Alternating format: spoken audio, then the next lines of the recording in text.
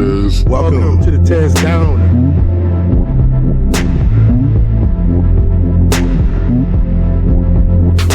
Welcome. Finally, Tez.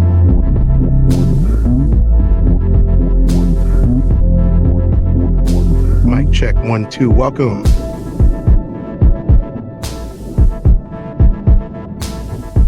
Welcome to the TezDown. Party time. Under Section 107 of the Copyright Act of 1976, allowance is made for fair use for purposes such as criticism, comment, news reporting, scholarship, research, education, and parody. Under this act, fair use is permitted use of copyrighted content that might otherwise infringe on the exclusive rights of copyright holders. The TezDown podcast is a platform for entertainment and education. Edutainment, a blend of education and entertainment, emphasizes content that informs while it entertains. The views expressed in this channel's commentary do not necessarily reflect or represent the views of the hosts, and may not always reflect complete or verified accuracy of information presented. All content, including commentary, analysis, and discussion, falls within the legal parameters of fair use. We make no claims to ownership of any third-party content. This is the TezDown. Sports unscripted, culture unfiltered. Thank you for understanding. And today is going to be a special show. I'm just going to go ahead and get it going. First up, we got somebody that everybody knows and loves. It's let me remove that. There we go. It's Mikey. What's up, Mikey? What's up, man? How you doing? Oh, Mikey's muted. There's no sound from Mikey.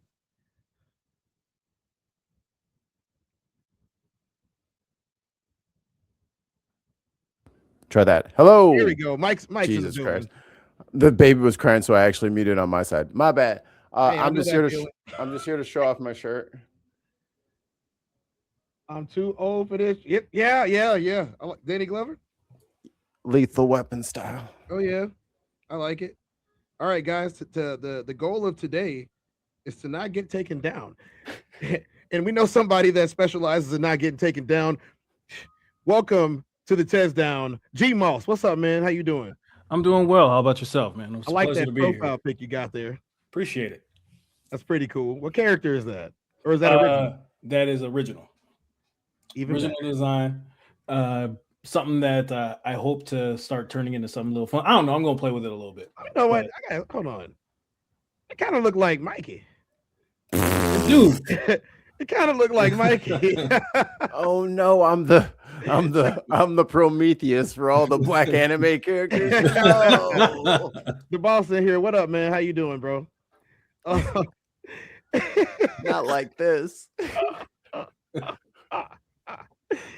Well, so if you guys don't know, Mikey is the progenitor, or what is it? However you say that word, for the Ben podcast. You guys are used to him already by now, but he hasn't been back in like a month. But I kind of haven't been here myself either, so that's just fair. It's just fair. You know, this has been the most busy week since I've gotten home, and I think it's time that we hit it. So, you guys ready for the first topic of today? What up, Rain? How you doing? Oh, we know. All right. So, guys, I'm gonna tell you guys how it goes from the beginning. We got a Fox News broadcast. You know that's gonna be fun. Oh joy. It is a Fox News broadcast, and the what do you call them? The POTUS or impotus? Impotus. Impotent? Is that the word? Impotent. If I'm able to get through this 15 minutes of this video or less, I deserve a medal. So if Brain Rot were a person.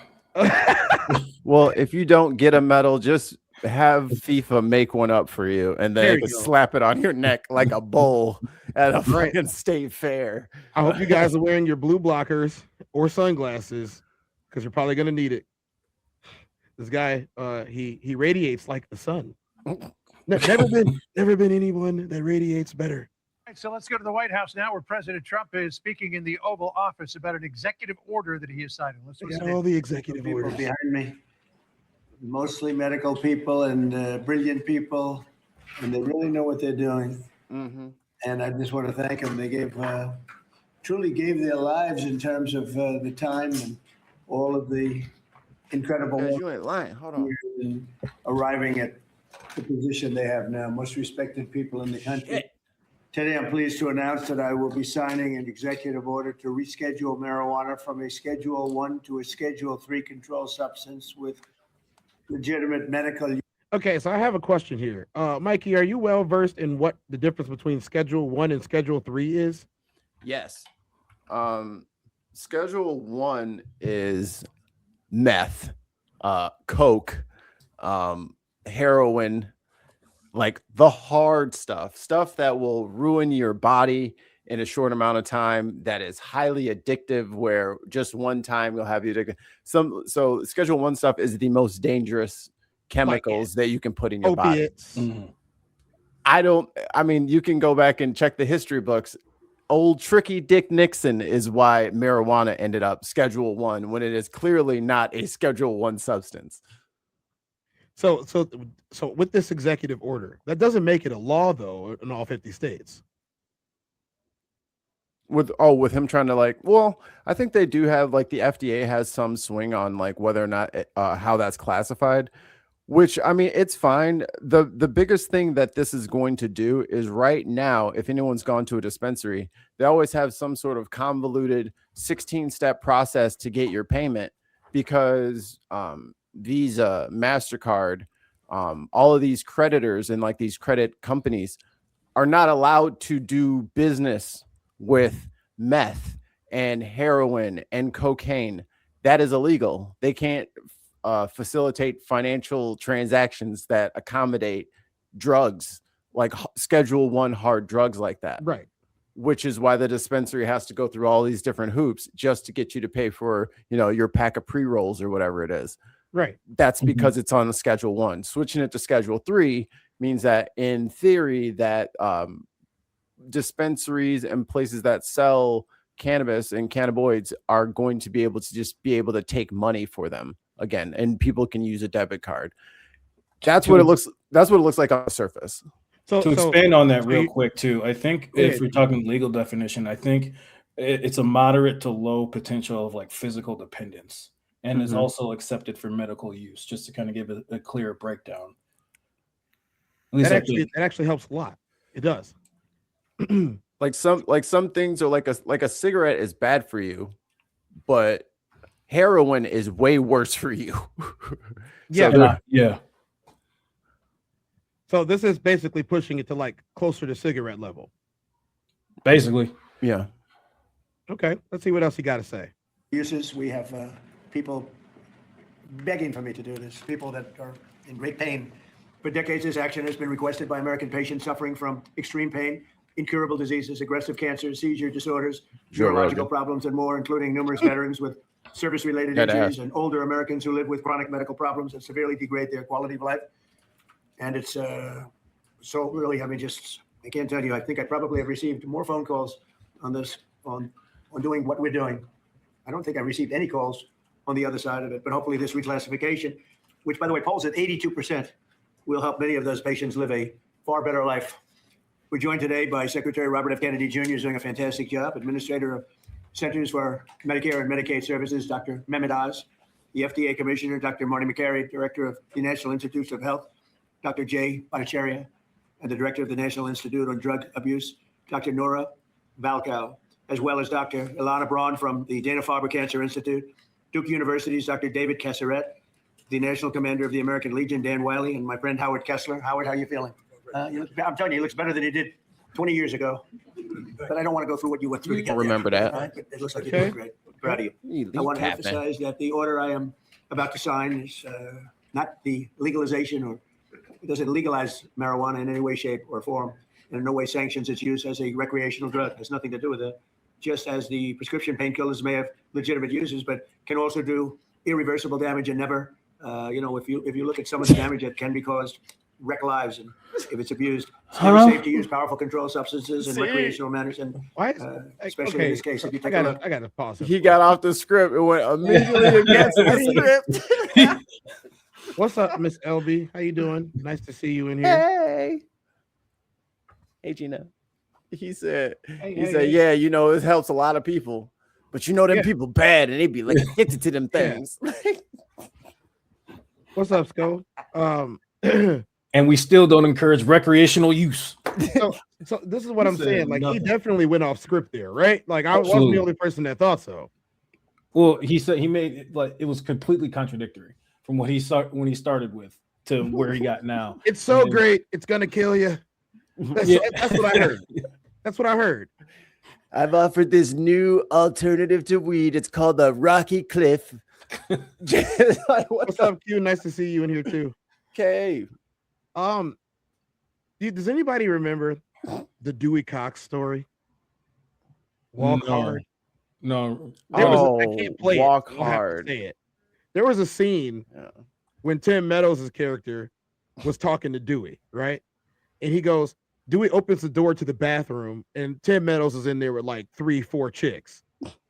And so, Dewey was, pretty much raised as a farm boy, sheltered, that type of thing. He says, what are you guys doing in here?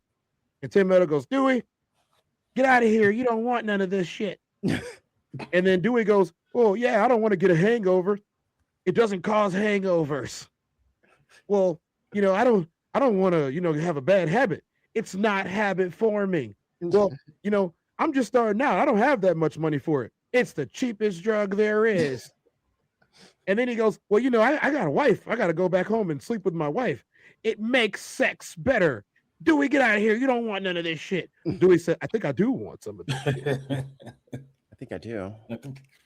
That's kind of how this sounds, is it not? Shout out to Tim Meadows, the absolute legend. I love Tim Meadows. Dude, him and Peacemaker is the funniest shit that's ever happened in my life. I love that man. When I saw that, I lost it. He's so good.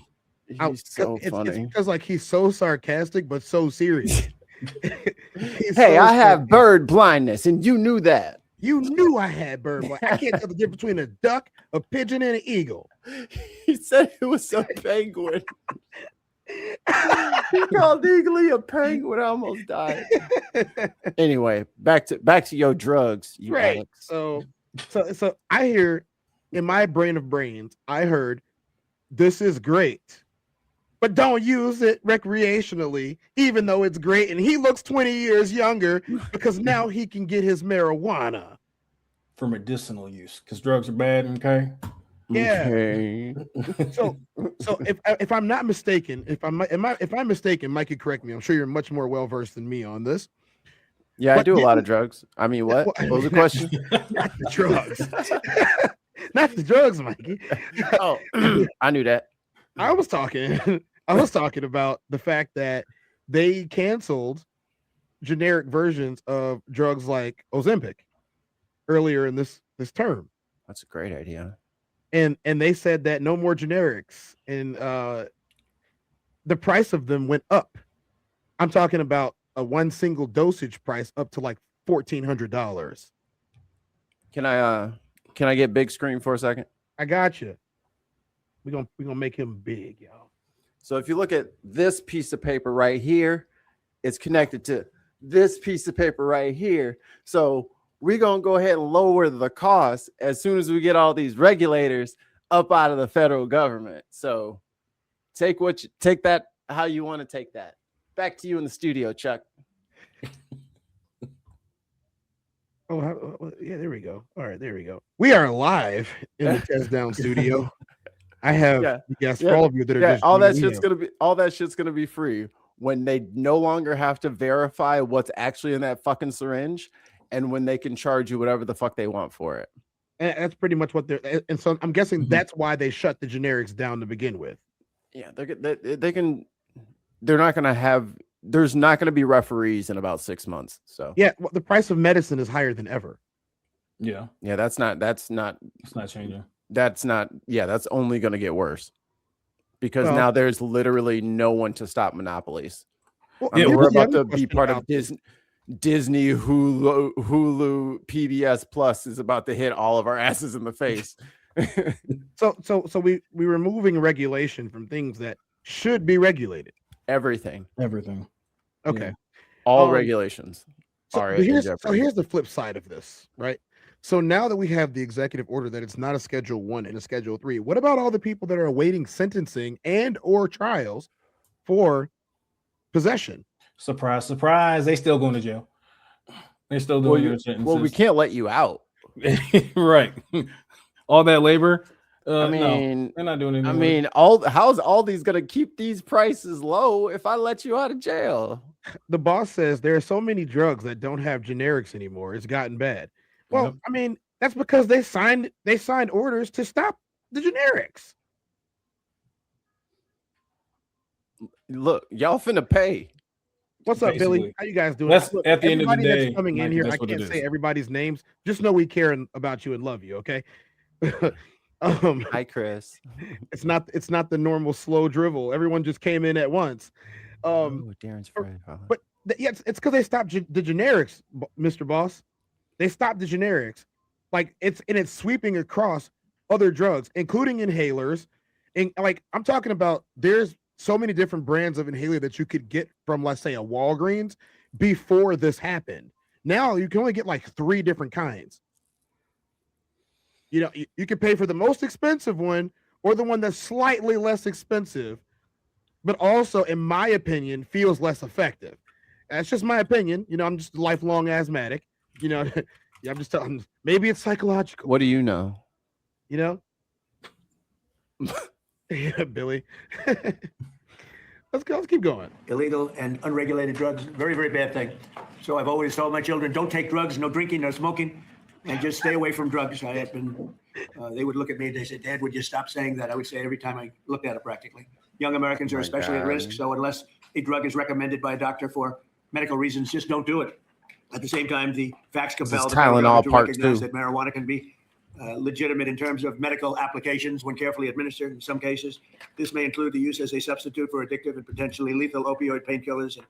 They cause tremendous problems. This can do it in a much lesser way, can make people feel much better and are living through tremendous pain and problems. 40 states. He didn't read this before he started talking. He did not. Medical marijuana.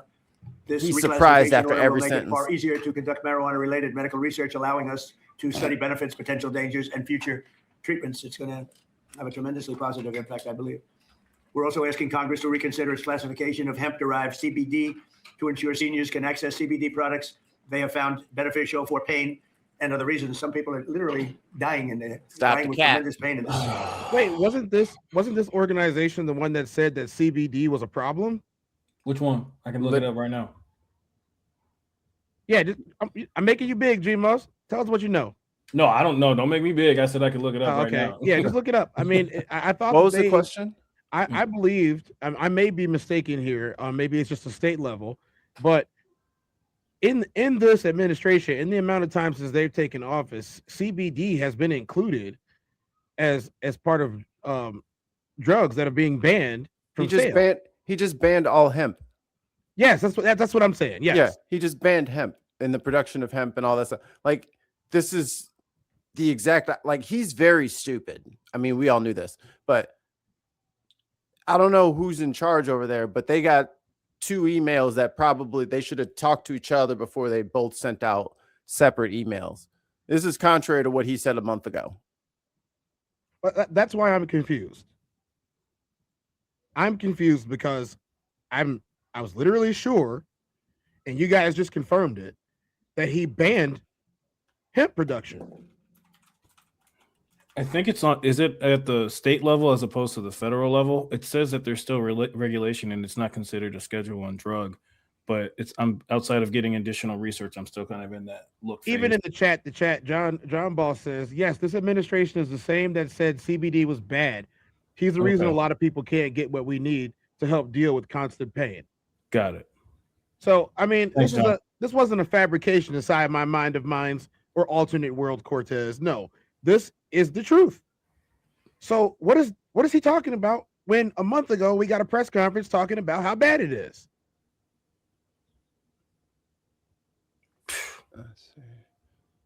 I'm confused. You know what? Here, this is from clarkhill.com. As reported in blah blah blah blah blah, President Trump signed legislation on November 12th that effectively bans most consumable hemp-derived THC products nationwide. The provision was included in the spending bill that ended the historic government shutdown and will take effect 1 year from enactment. There you go. It was part of the their shitty bill. So let They me ask snuck you this that in question. there too at the last minute. We got a couple more seconds of this, but let me ask you this question, and then like I'll take both of your opinions on this. Do either one of you think that he's writing any of these things? Hell no. That's what I'm No. saying. This is emails that people didn't talk to each other. Right. I think, I mean, as many executive orders as he signs, how often have we seen clips? I mean, just clips alone. I mean, we can probably expound upon that, but how many clips have we seen of him asking what something is before actually signing it? No, I don't. In any capacity, I don't think he's actually reading, let alone understands what he's signing. No, I think he straight up has dementia, and they just kind of lead him around. And then like I think it was the I've Had It podcast, the blonde ladies, they crack me up, man. They are so funny. And they're like, yeah, Kenkel's McTaco tits. They just lead them around and give them little projects like, yeah, go play in the garden. Yep, go make your ballroom. Here's a gold marker. Go paint everything. You know what I mean? Like they just give him little pet projects and then they make him sign stuff. Like, and they just lead him around as a useful mule to carry their agenda forward. And it checks out from here. All right. If I don't see what did you say, Kenkel McTaco tits on a shirt in 2026, I'm gonna feel some type of way. Kenkel's McTaco tits. I was like, yo, why is she so good at roasting? This blonde 60-year-old white lady can read. Hey, I will say something about old ladies in general. They roast better than anyone else. Yo, she fried his ass every week. She be frying him. I'm like, yo, you got the good insults over here. I'm gonna have to make myself. Let's see what else we got on this before we move on. In many cases, literally stop it, and they have their senses about them, as opposed to painkillers, which don't allow that. Don't allow them to die with dignity, frankly. I promise to be the president of common sense. Dr. And that's Trump. exactly what we're doing. This is really something having to do with common sense. I'm And it's surprised something he's having to not do with wearing the fact a that so many people that I respect ask me to do. People that are having problems, big problems. They're having big problems with illness, with cancer in particular. I now want to ask Dr. Oz to say a few words, followed by Dr. Braun, Dr. Casseret, Dan Wiley, and Dr. Valkow. And they're having a big problem with illness. And we'll take some. Everybody's sick. Mr. President, thank you for always bravely pushing for common sense change, as you call it. So President Trump, Secretary Kennedy have been pushing he got the for uniform change, on. their passion and desire to help the American people, But and they have who's relentlessly I? pursued this agenda throughout this administration. This also includes a deep passion for research, gold standard research, as Secretary Kennedy also says. But there's another side to the president that often isn't reflected in media reports, and that's the deep passion he has for the people in his life. And he has called me frequently about the people who are calling him, as he alluded to, who are If I'm not mistaken, that's a bust of Ronald Reagan. No, that's that's Benjamin Franklin. Franklin, okay. Reagan's in the hallway. That goes right in front of the Oval, I think. I was gonna say, I know he put Reagan somewhere around there because he said he was going. And Lincoln's outside. They took the Lincoln one and they put it outside in the court, in that right before that hallway of plaques. Wait, are you talking about the Lincoln bus that's always The big in the one, Oval Office? the big one, yeah, the real big one, the one that's always in it, no matter who's president. It's out in the elements right now. This dude is a trash bag. So you're talking about the one that has been in there for brother? It's out in the rain right now, sir. but see, every president keeps Lincoln in the Oval Office. He in the Oval Rose parking lot right now is where he is at. He's in the Rose section of the parking lot that used to be the Rose Garden. So yeah, the Rose Garden is gone. He concreted it? Yeah, he concreted the Rose. Dug up Jackie O's roses that were still there and put in concrete. They was getting their heels stuck in the grass, Cortez. So tear that shit up and put in some concrete. And put Abraham Lincoln traitor ass out in the rain. Those were 60-year-old roses. Yeah. I can tell you don't know how to process this, Cortez. You know what? We got about a minute and a half left. saying that they've got problems and they got relief from some of the solutions we're talking about today. Howard Kessler, who's standing behind me here, was a mutual friend of ours, was an early caller of the president. Many others have ever reached out as well. And Howard's been a passionate advocate for avoiding narcotics. Look at this dude. If Kessler would have started talking, I would have turned this whole thing off. They look like Muppets. It looked like 6 or 7 of that Sam the Eagle Muppet up there in different like clothes. Literally. Beaker. Hold on, look. It's Beaker. Look, what is this guy doing? It's Beaker. What is he doing? I'm gonna stand here and That's Sam Eagle. and stand. And there go Gonzo. They're all there. especially in seniors, and particularly Professor seniors suffering from Honeydew. cancer. And that's a population that is a very important one. And it's a sympathetic population that's desirous of trying new ways besides some of the conventional approaches that have been tested by pharmaceutical companies but have untoward side effects. At the beginning of the year, one of the first things the president told me, he doesn't actually tell you, he demanded from me, that my agency, CMS. Nobody demands from him. Nobody. You have to know him. That's right. Used all tools at his wherewithal to find a better way to help seniors. Oh, Don't touch me. Right. Foul. Right, Foul. Technical foul. Flagrant 2. Get him out of so here. before we move anywhere further, I have to say, aside from this being a really weird way to get around to having this drug be moved to Schedule 3 instead of Schedule 1, so you're not slapping cuffs on people and throwing them on the ground like they're poisoning the environment for using it. I just got to say, like, okay, I'm glad that happened. But I've come to, when it comes to like anything pharmaceutical or drug wise, this administration doesn't give me a lot of hope when it comes to like what's really behind this. So I think in the next coming days and weeks, we could examine this a little bit further. You have no faith, Cortez. Zero. Not in this. It could only good happen. My insurance It could only good happen. means nothing. My insurance means nothing. Well, do you cover this? Nope. Do you cover this? Nope. Why are you charging me $115 a month? It's the law. No. And if you don't pay it, you'll pay for it in your tax return. That's ridiculous. Until you pay what you owe. You're gonna pay what you owe. Sincerely, the Santa Stalker. That's what I'm saying.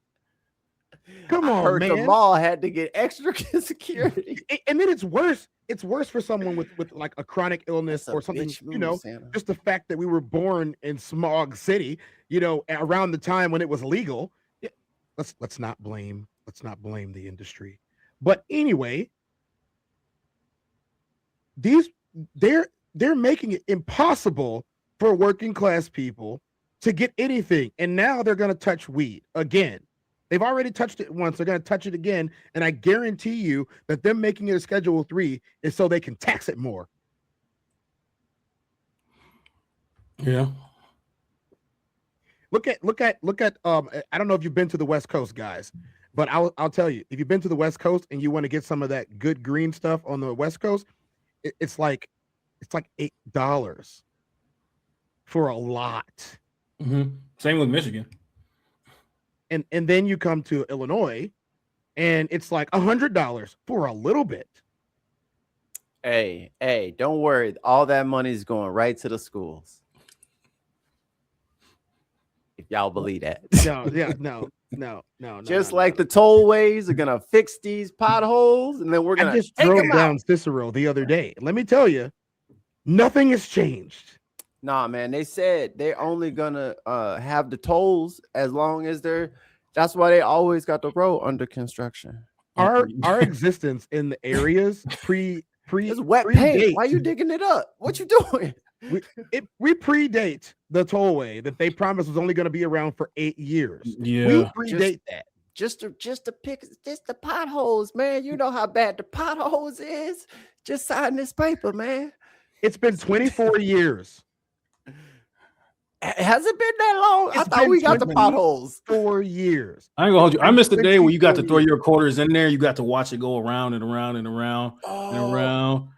Before even getting on The cup holder. Everybody had like a red Solo cup full of change because you Yup. knew, oh, it's 40 cents coming up here. I need a quarter, a dime, and a nickel. I get to use all three on this one. They be cold. Passport SCO said Michigan's adding a 24% tax at the beginning of the year on cannabis. Go figure. Surprise, surprise. I hate to break it to y'all, but the rest of the world pays taxes too. Most countries pay way more taxes on everything than we do. But So most countries have universal And healthcare. I was about to say, and those jerks have universal health care. How dare they? and Universal University. And here's the other thing. If you actually like go to your dispensary and get a medical card, you get a 30% discount, which is the taxes. So go in there and talk to their nurse practitioner, get your goddamn card, and then just don't fucking worry about it. Let them go crazy. Tax that shit. Tax the stupid people who didn't want to read the rest of the website. Let them be taxed. You could also talk to your local supports community. Talk to your local drug dealer. Just saying. Local pharmacy pharmaco agent.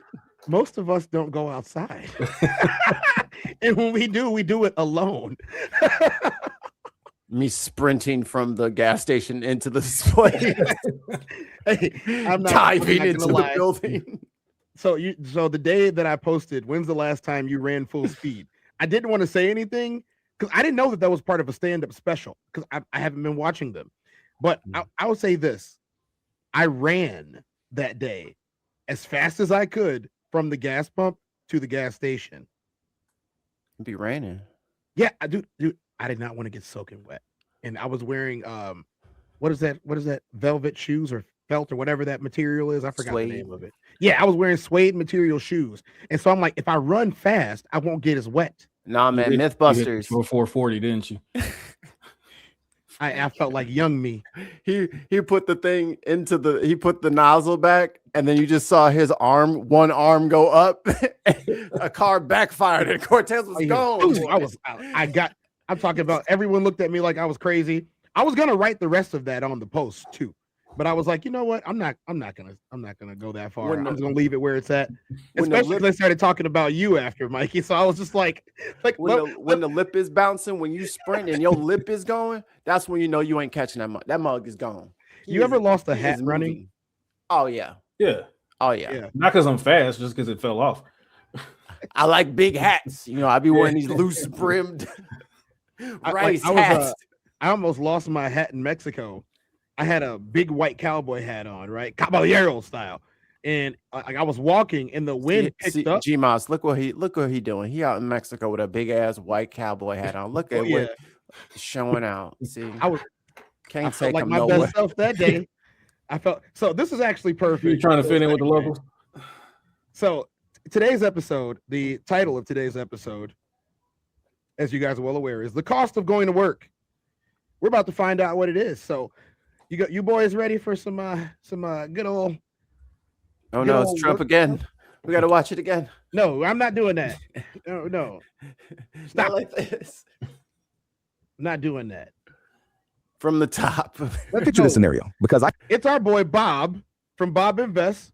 And yes, if you're wondering, I like Bob because Bob is black. Okay. Oh, no. We can get that out the way early. Bob looked like Mikey too. God damn it. I can't escape. Yo, motherfuckers owe me. Where are my royalty checks? It's the shoes. All of the archetypes that I have set up by being this weirdo since day uno. Like, I'm gonna need some checks. It's got to be the shoes. I guarantee it has happened to you in the last month. It's 5:30 p.m. on a Friday. You have just finished the 45-hour work week. You're physically present in your car or on the train, but your brain is completely fried. You're driving home, and the idea of cooking a meal seems about as appealing as climbing Mount Everest. So you pull up the delivery app. You order Thai food or pizza or burgers. They cost you $45 with the tip and fees. Then you get home. You crack open a beer or pour a glass of wine to take the edge off, and you sink into the couch to binge a show you don't even really like, just to turn your brain off. You tell yourself, I earned this. I worked hard all week. But what if I told you that mathematically, you didn't just spend $45? What if I told you that the pizza, the gas you burned driving home, the nice shirt you wore to the office, and the stress that forced you to order that food in the first place are all hidden taxes that are reducing your salary by nearly 70%? You think you were selling your time for $30 an hour. But okay, chat, we're going to see who's smart. I want you guys, if you have the ability to take notes. And if you don't, we're going to let them do it for us. After we do the forensic accounting on your life, the math proves you might be working for less than $4 an hour. My name is Bobby, and I spend way too much time obsessing over the invisible equations that govern our lives and keep us running on hamster's wheels that are moving slightly faster than we can run. If you are someone who looks at your paycheck and wonders where it all goes, or if you feel like you are working harder in late 2025 than ever before, but your savings account is basically flat, make sure to hit that subscribe button and give this video a thumbs up. Hey, again, I like Bob. Y'all give Bob a follow after the show.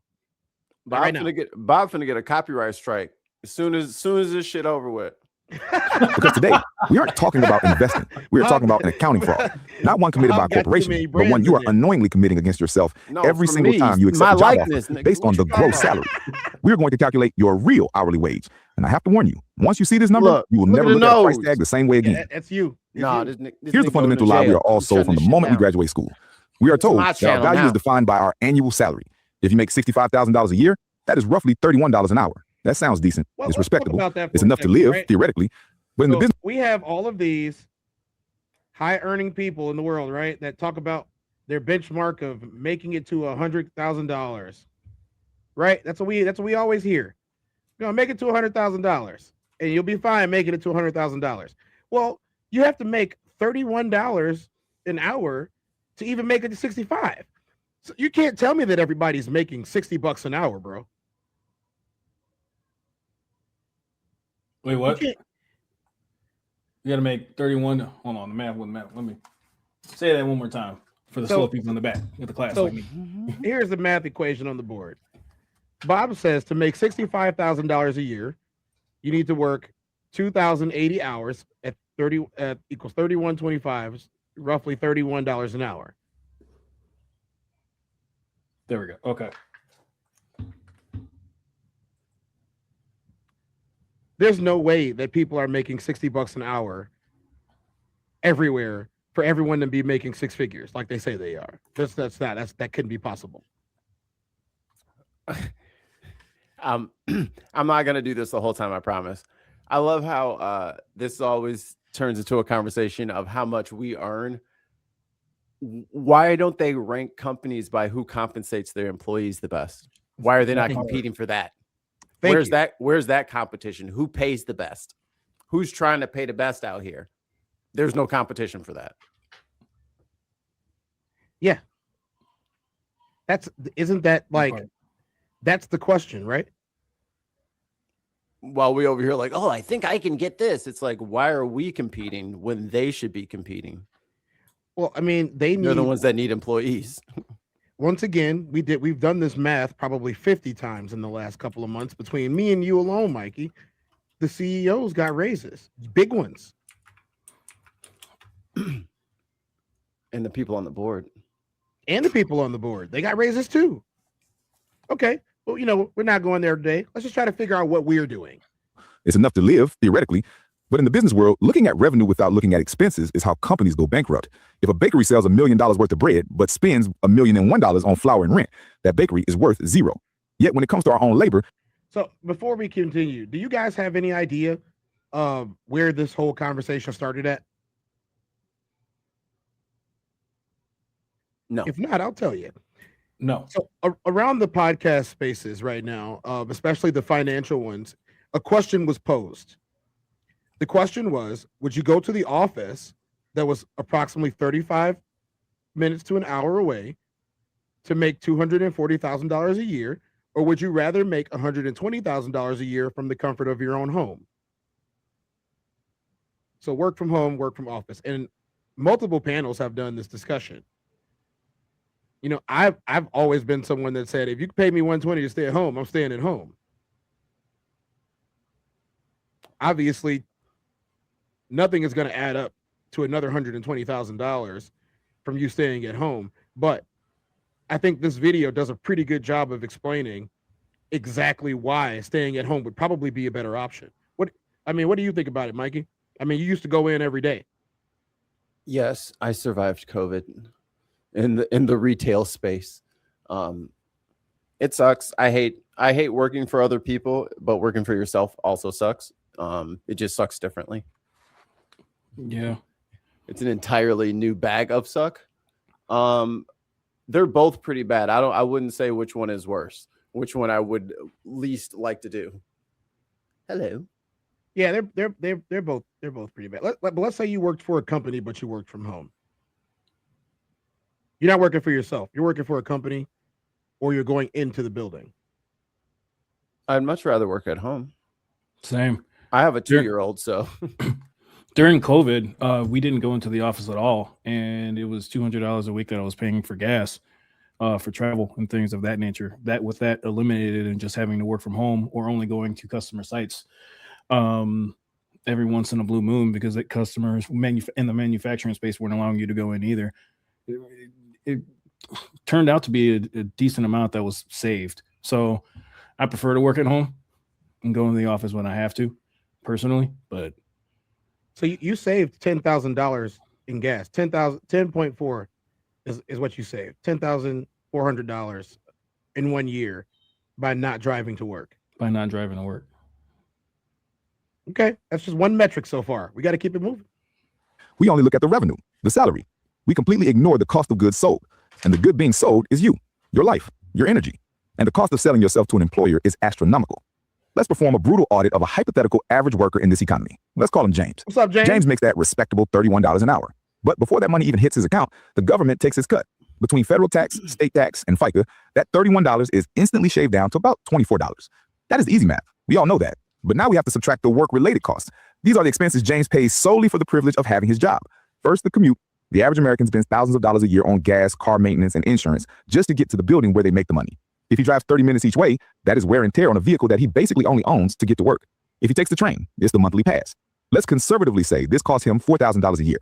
Then there's the cost of a So James must works like 15 minutes away. How far was your commute, Gmoss? At the time, 35, 40 miles. Okay, so that's 35, 40 minutes, maybe 50 or an hour if traffic is bad. Traffic was always bad. Hour. So an hour there, an hour back, obviously, because business hours are going to keep you consistent in that, an hour there, an hour back, unless you leave super early and lose out on sleep. I'm getting Objection, Your Honor. I would like to Exhibit A here. I hacked the system several times where I moved directly next to my job twice. But what did they do? What did they do after you did that? They fucking transferred me back to a different location. I was like, no, bro, I had a 0.2 mile commute to work. Yes, you did. I had a point, and then they transferred me, and I had a 45-minute drive again. I was like, this is not right. This is not right. Labor competition is a myth and a scam. Individual workers do not function as firms with agency within this system, but as a resource to be cultivated and extracted from, unless we move in mass in unison. That would be called unionizing, right? Labor is a buyer's market. That's what I'm saying. They should be competing to see if they can actually get anybody into their company into the door in the first place. That would be too much like right, wouldn't it? Mm-hmm. So Bob here, people take less, has probably a 15-minute commute, and it still costs him $4,000 a year on maintenance and gas. Maybe less than 15 minutes, only $4,000. That's a pretty low margin. You said Gmoss's hour drive cost him $10,000. I also was driving an hour plus to work, and the math of it came out to about $11,000. I was driving from the burbs to the city for over 3 years, driving from the burbs to the city, and it cost me that much. Tim, thanks for the super chat. He says, I pay over 1,200 pounds a year for parking, and I cycle when I can. I understand that completely. Jeez. I understand that completely. Thanks, Tim. We appreciate you. Love you, Tim. Chris says, and that is why employers are frightened of unions and do everything possible to discourage union membership. I must agree. I must agree. Yeah. One last objection, Your Honor. I don't care about what this fake Mikey Famine on the screen is pretending like he was. First of all, he has a right-hand drive car. Okay, he's doing just fine. If he can import cars from Japan, you know what I'm saying? He got all this money to import in his Godzilla. You know what I'm saying? And now he want to talk about his finances. Driving a right-hand drive. Also, why you can't trust HR, and trust me, I don't. No. Yeah.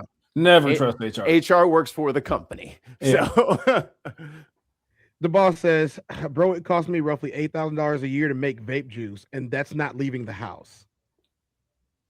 So let me tell you, this $4,000 is extremely conservative.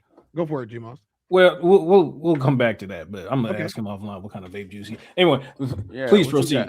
Okay, me and you can have that conversation. You want to start a deal? Yes, we can talk. We can have that conversation because we are vape professionals as well. Have you met my friend the barter system?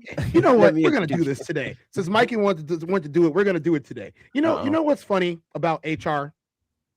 HR is commonly a person's relative who's in a high position in the company. Yep.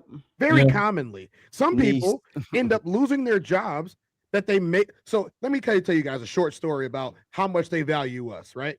So before I was removed from my position at the company, because I was let's just say that I was a had a mid-level position at a major vapor company across the United States. I created a system that allowed them to increase their revenue by over 100 times what they were making before I got there. 100 times, you say?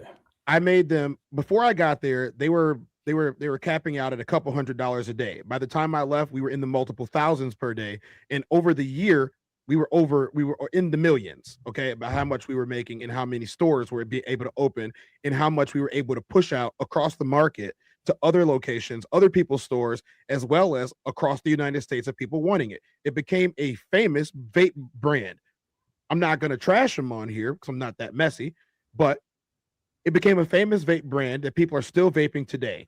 And let me tell you, when I came in and I said, hey, I think it's time for a raise, they said, okay, well, we're going to give you your raise and we're going to give you another position and we're going to have you're going to spend more time at home since you're more based marketing on online. You can run that from home. We'll pay you for that. And I'm like, okay, cool. Mikey remembers the conversation because I called him to tell him about it. Man, they're going to do me right this time. Mikey said, I hope so.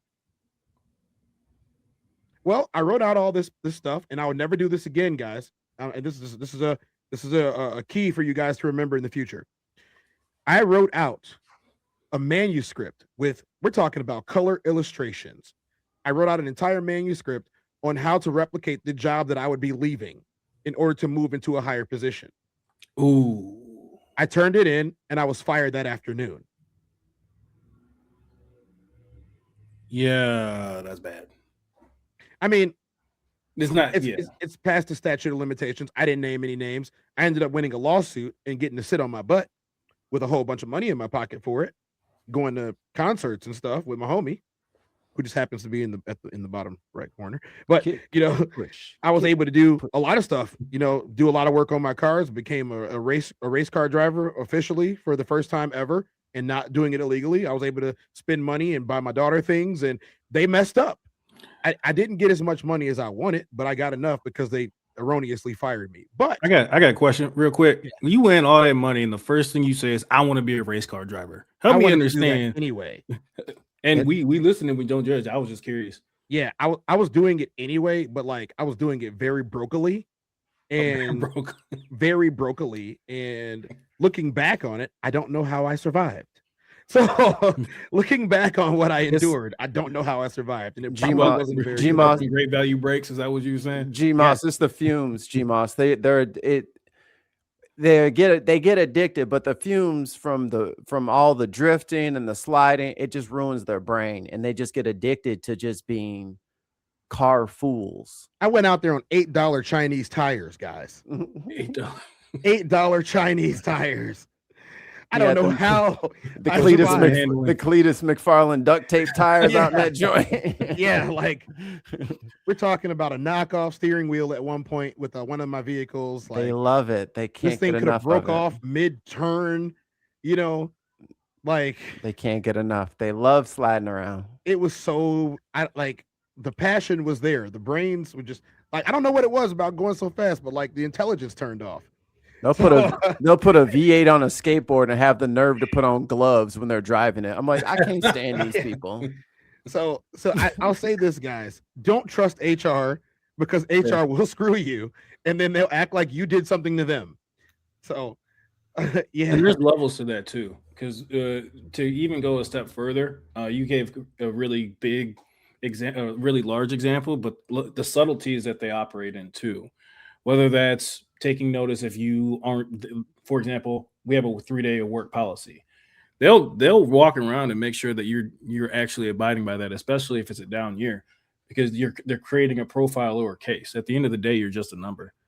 and it's replaceable. So you have to look for even the small subtle actions that they do and how they move to really see if they're, well, they always have bad intentions most of the time, but just how they move in general. You just have to pay attention to kind of the subtlety in which they move. So have you guys ever had to speak to HR? Yes.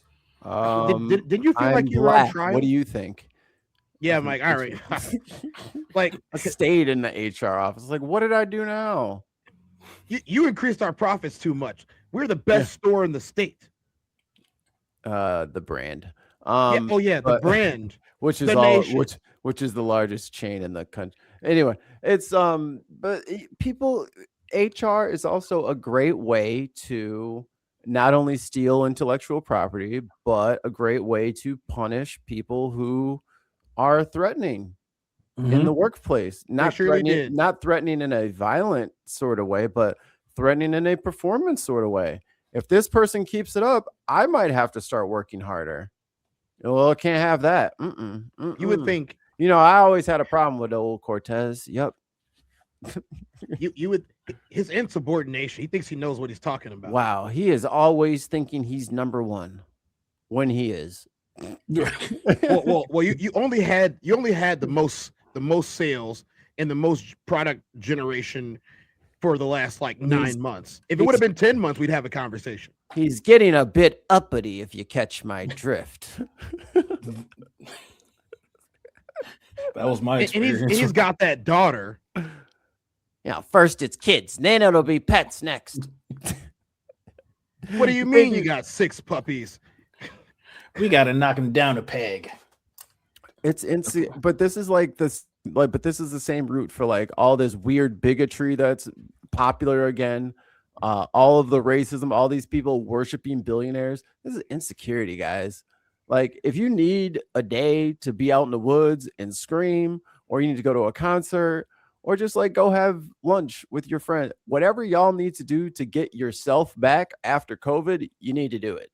Take the week off of work, whatever you need to do to recenter yourself, because y'all are acting like a bunch of fucking weirdos, man. I'm gonna say this as big person. If you guys need to take a day off from work, don't give them a reason. You don't have to. You're an adult. Don't say nothing. Just don't come to work. You don't have to give them a reason. just don't be in that moment. The video that I shared the other day with a couple of friends, it was a chick on a date, right? And the HR lady called her. She's like, "Hey, Karen, you're not here today." And Karen was like, "No, I told you 2 weeks ago that I wasn't going to be in." She goes, "Well, yeah, I denied that." And she was like, "Oh, well, I mean, it's 1 p.m. and I'm not at work." And she goes, "Well, what are you going to do about that?" She goes, "Well, what's going to happen if I come to work?" "Well, since you're 6 hours late, we're going to have to give you a write-up, and that's going to cost you 1 point." She goes, "How many points do I have?" She goes, "Well, currently you have 0 points." She goes, "Well, what happens if I don't come to work?" "Well, you're going to get a point." She goes, "So you're going to give me a point for coming to work, or you're going to give me a point for not coming to work? I have 0 points. I have a question. You're HR, right?" She goes, "Yeah." She goes, "Well, how many points do I need before I'm terminated?" And she said, "Typically 6.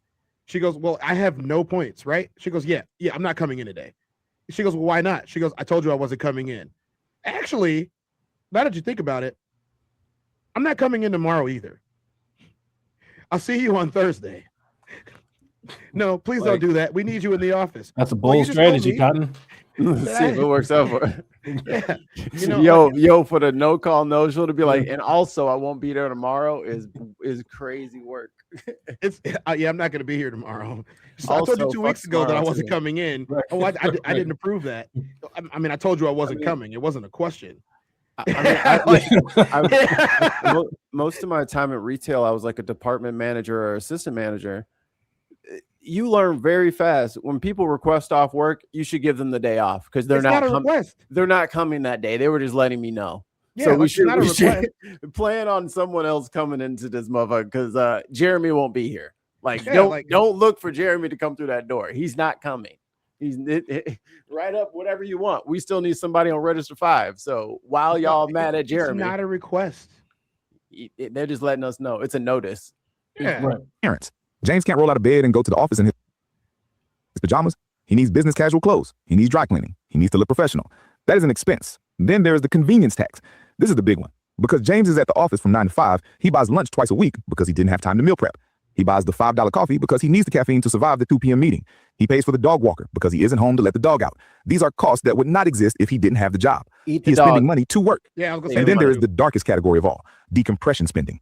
This is the money James spends to numb the pain of the job. It's the Friday night bar tab. It's the impulsive vacation he books because he needs to get away.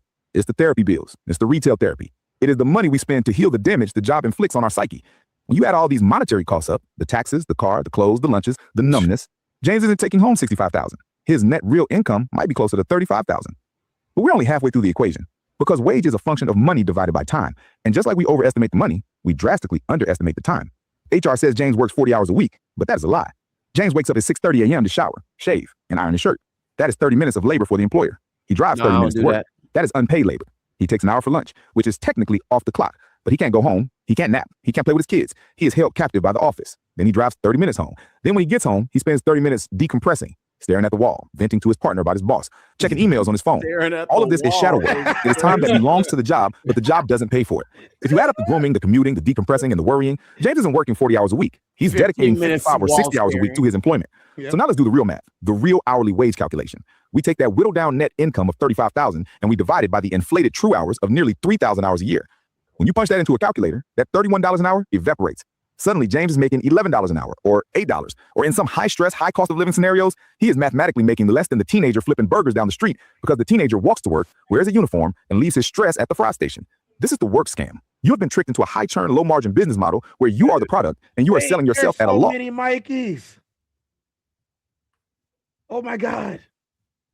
1, 2, 3, 4, 5, 6, 7, 8, 9, 10, 11, 12, 13, 14, and then 15. Hey, we got a Mikey assembly line. Yeah, they're just building Mikeys. And look, I know this sounds depressing. You might be thinking, great, Bobby, I'm broke and my job sucks. Thanks for the update. But the reason we do this math isn't to make you depressed. It is to make you angry. And more importantly, to make you efficient. Once you know your real hourly wage, your entire view of consumerism changes.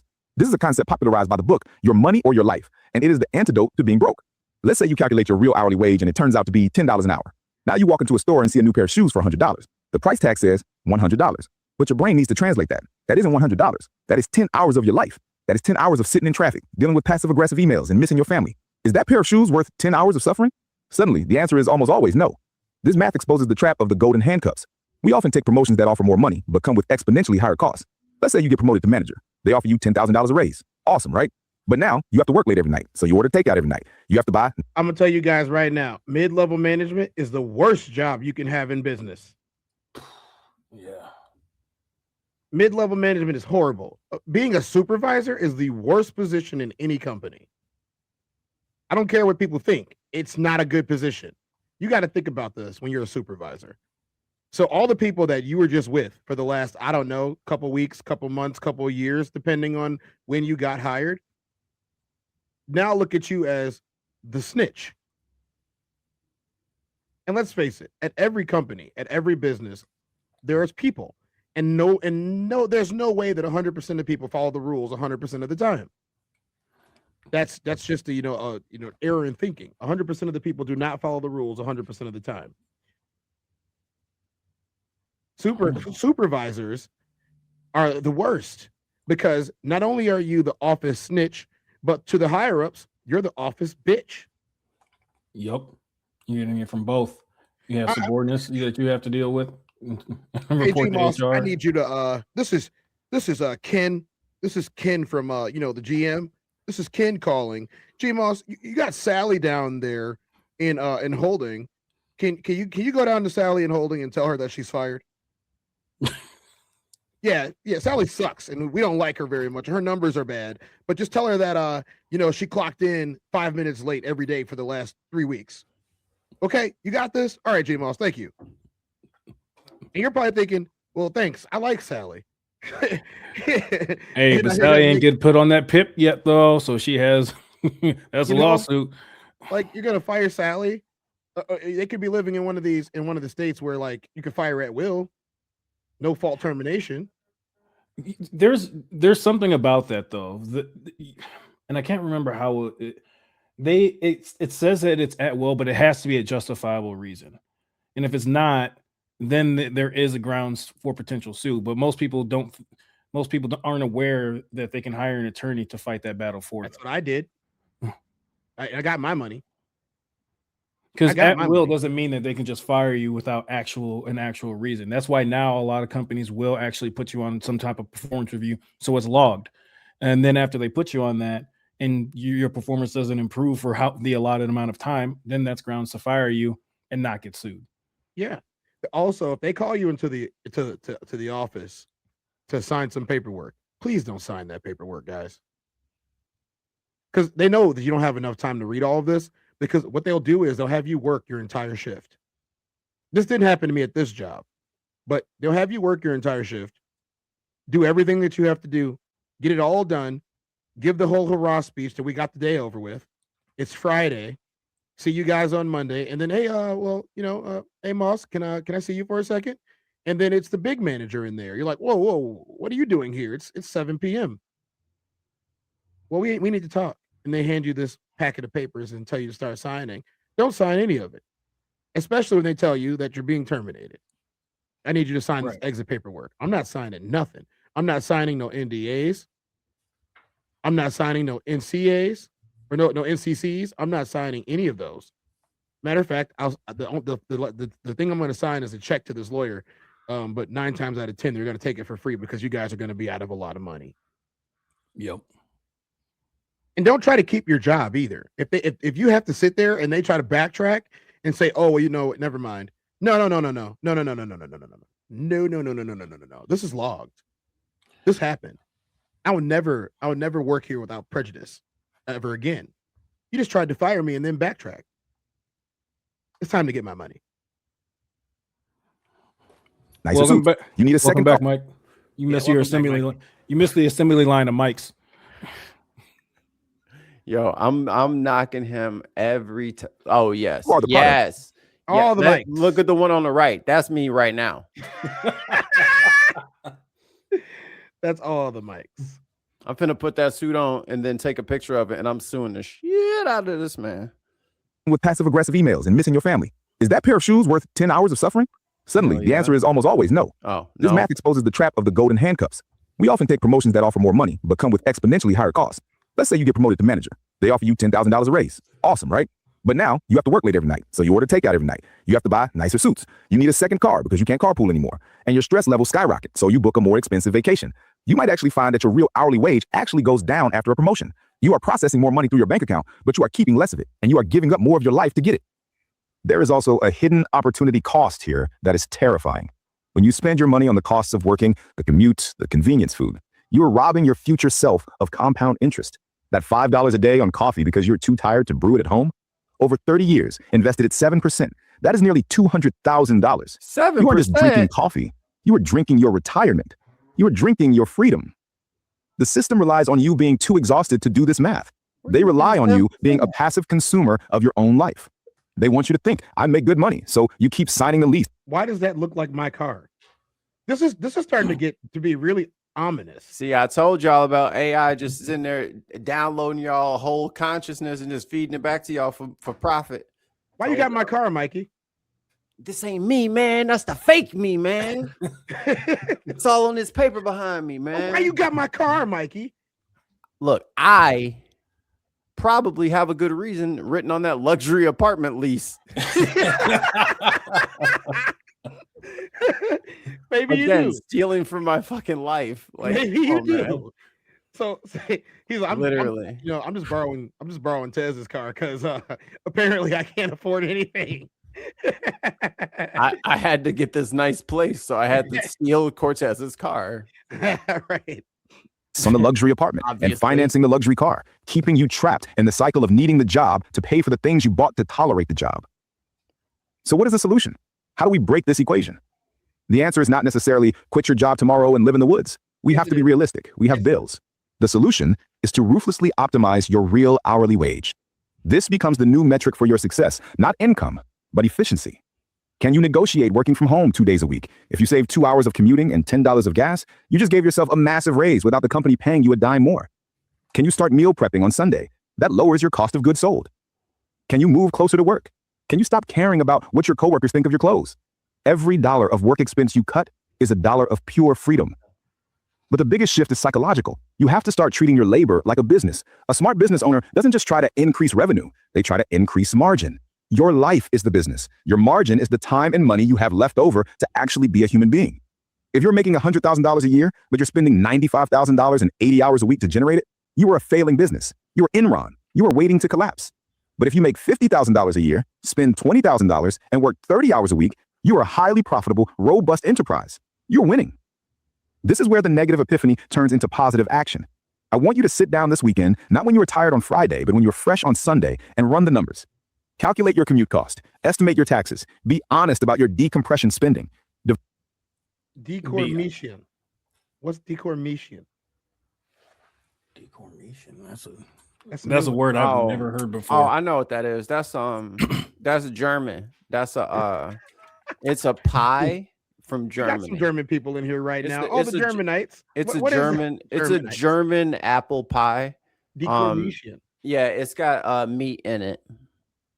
Oh, that's crazy. I think they had some of that on Coruscant when we visited. Yeah, Jar Jar and them used to eat that.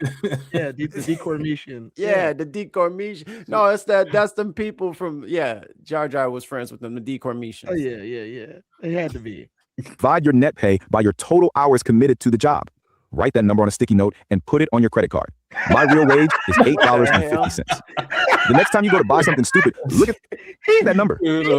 Yo. Hey, Mike, you got that Post-it note on your credit card right now? Bro, you think I can afford Post-it notes? Like, well, hold on. You better put where the chart in the graph in the bar for the motherfucking office supplies that you suddenly have. Everybody right now, put a Post-it note on your credit card that says, I only make $8 an hour. Don't buy anything. No, I'm gonna do better. You know how Notre Dame has that sign that they hit every time they go out the door?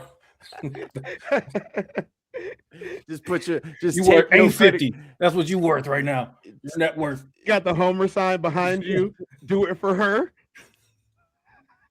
I mean, don't forget you're here forever. Do it for her. It's like the stump at the Apollo. You just rub your car before you go to work every day. Ask yourself, am I willing to trade 4 hours of my life for this plastic junk?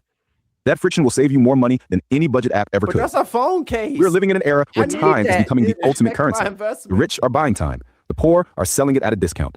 Don't sell your time at a discount. Hey, that's a quote right there. The rich are buying time and the poor are selling it at a discount. That's a bar. What's up? Thanks for popping in, D. Hi, Diz. So John Ball says, so why does it seem like Bob here is taking into account the ever-rising living costs every year? Like my rent since I moved into my place has jumped 80% in 3 years. Yeah, that I wasn't gonna nitpick it, but he's leaving out so many things that are completely out of your control. Right. And the being flexible, especially in this political and economic climate, is the greatest ability that you can have. If you only have one skill, all of the shit he's saying doesn't mean nothing, because your entire industry could just be gone. And then what are you supposed to do? There's nothing you can do. I mean, okay, for just really quick before we go to Q. K. Okay, but there you go. Yeah. The vaping industry that I was in for so many years is dwindled down to basically like gas station stuff. And it's not because the companies didn't want to produce any more vape stuff. It's because the government has been overtaxing them at the bequest of big tobacco. For example, this year alone, vaping got hit in this state with a 40% vapor tax, 45% vapor tax, and the city of Chicago banned flavors and nicotine. So you can buy some vape juice, you can buy a product, but it has to be zero. And you can only buy it in mint flavor, not menthol, in mint flavor or tobacco flavor. But there's no nicotine in the city of Chicago, within the city limits. You cannot buy vape in the city of Chicago that has nicotine in it or a flavor. So that bubble gum that you liked, that cherry flavor that you liked, you got to go out to the burbs to go and get it. And then you're going to pay 45% more than you paid last year. What does that do to, and almost all of these shops are small businesses with a couple of stores or one store. What happens to the company that just has to pay 45% of their profits back? Oh, don't forget about commercial real estate. The commercial real estate's gone up just like private has. Mm-hmm. Your shop closes. Let's just keep it real. Your shop closes. It's no longer a equitable thing for you to be having, and that's why we've lost so many shops in the industry. But I will continue with Kay's thing. Kay says the team lead scam, take on 10 times more work and responsibility for slightly more money, and the hint of a promise of maybe a future promotion. Yeah. And the shame is every team lead I've ever had has been awesome, despite knowing full well that their position was BS and that they were being exploited. But they step up and handle it anyways. I can concur. Having been that person way too many times, at that point, it's easier for me to just go ahead and make sure this place fucking runs properly for my own sanity. Yep, I will say the same. Because I don't want to work in a fucking dumpster fire anyway, so I might as well just control the blaze myself. Well, here's the thing. The minute that you make things work is when they want to fire you. Yeah. I mean, I'll tell you that from my experience after I read this. Chris says, my God, Americans have very little employment protections when compared to the UK and Europe. And that's the truth. Just wait till you hear about healthcare, buddy. Yeah. Just saying. Chris has been watching my show for a year or almost a year now. Oh, he knows now.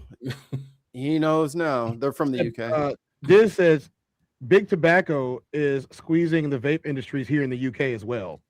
Yeah, we know. Because that's how all that works, man. Like whenever they want to clamp down on things and protect kids and all that stuff, it's the same thing as Venezuela is giving us fentanyl. No, this is regime change. That's what they're doing with these tobacco.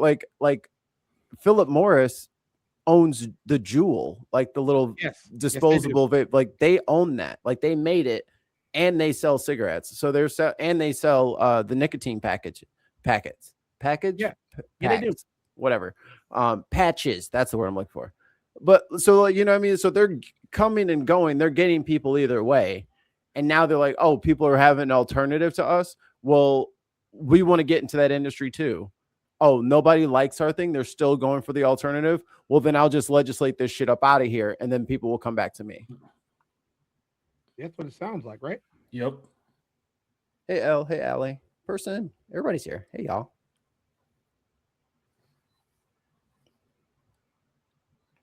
So we're This end from Shakespearean Mikey. Packers is a word. Fuck you.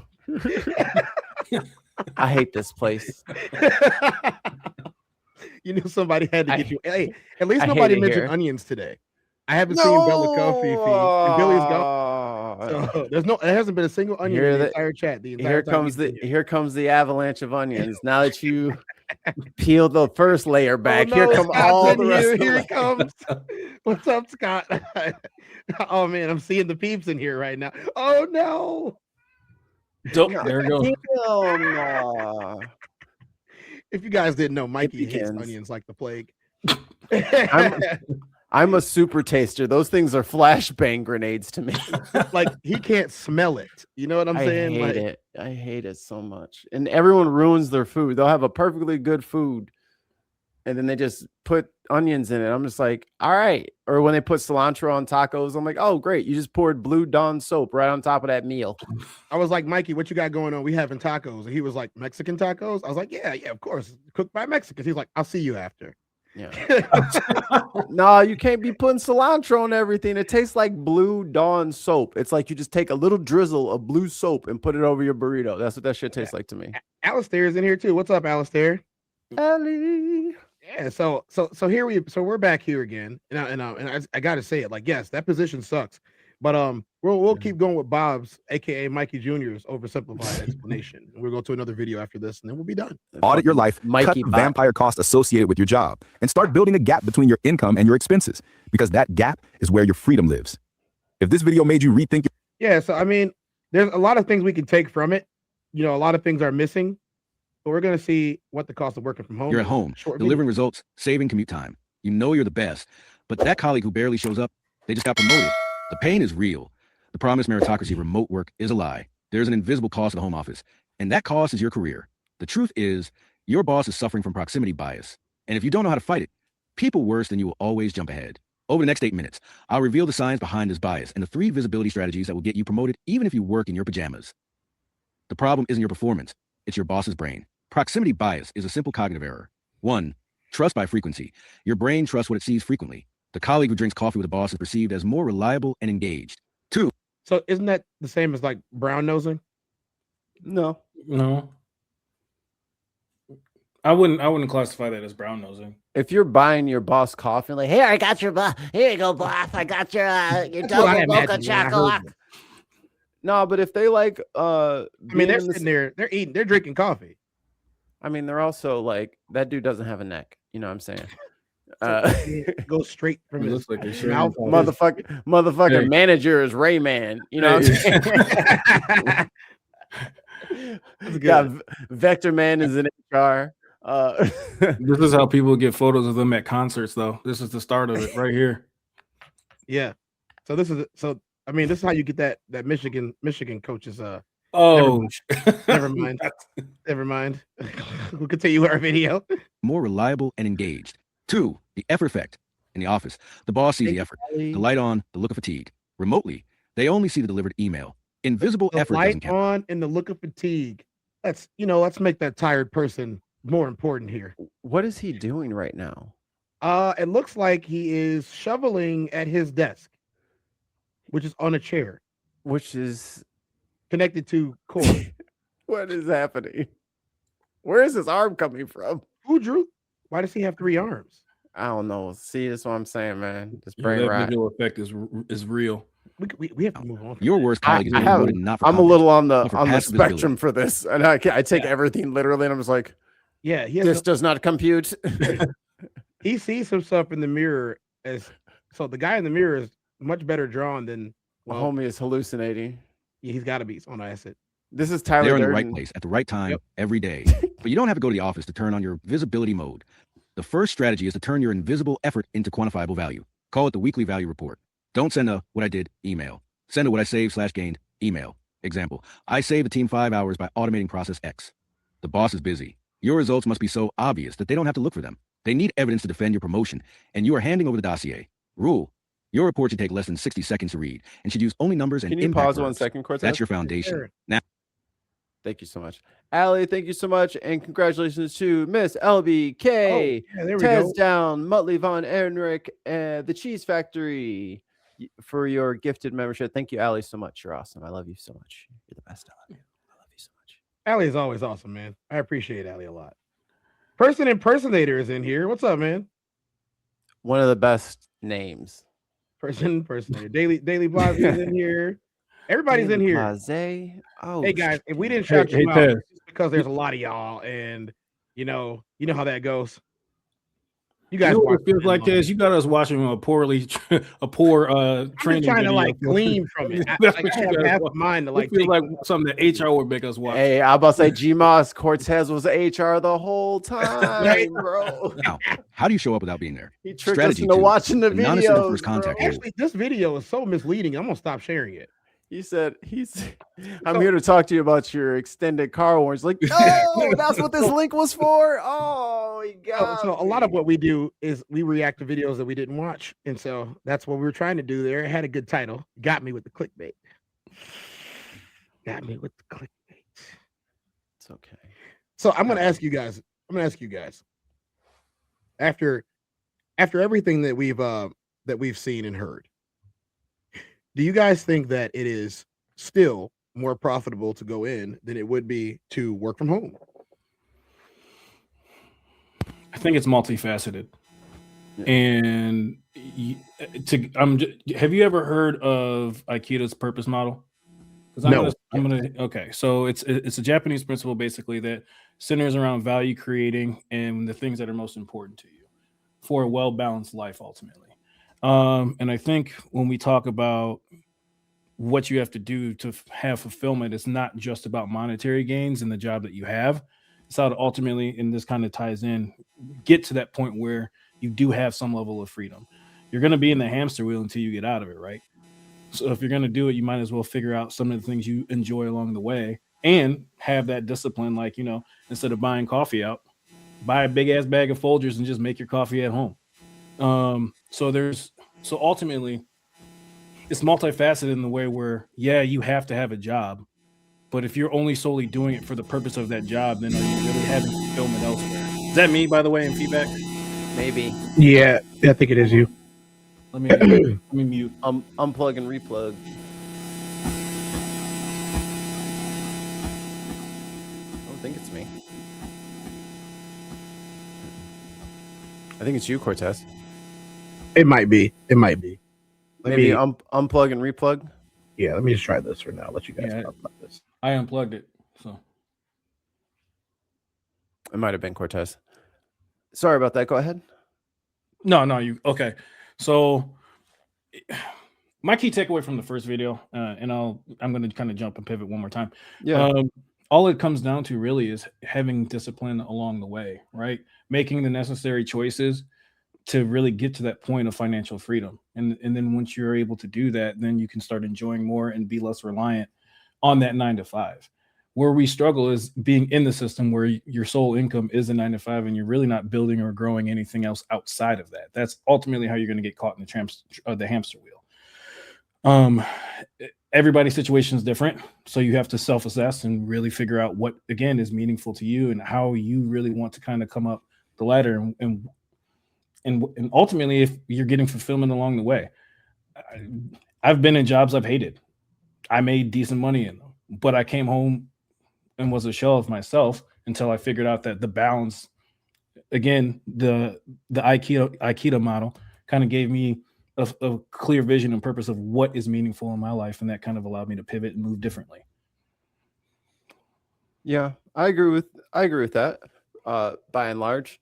And I think that there's the other element I think to this is, and it was not addressed at all in any of the videos, right, is that there's a lot of this stuff that is systemically changing and it is completely separate and different than the way things have always acted previously. Like you could have been a FedEx driver and had a career, you know what I'm saying, before, but look at what Amazon drivers are going through. You know what I'm saying? Like, it's like good point. A lot of the industries of the past are rapidly changing and not for the better. Like they're being like the corporatocracy has almost completely sunken its teeth into like how many streaming services do we have? Oh, about to be 2. You know what I'm saying? Like my little remote that came with like the Apple or not the Apple TV, the Amazon, the Fire TV, the little buttons at the bottom where you could like quick jump to Hulu or quick jump to all them buttons about to be useless. This is about to be one button. And if you were a writer for any of these companies or anything like that, there was nothing you could have done. There was no saving you could have done. There was nothing you could have done to manage your career in a way that was safe.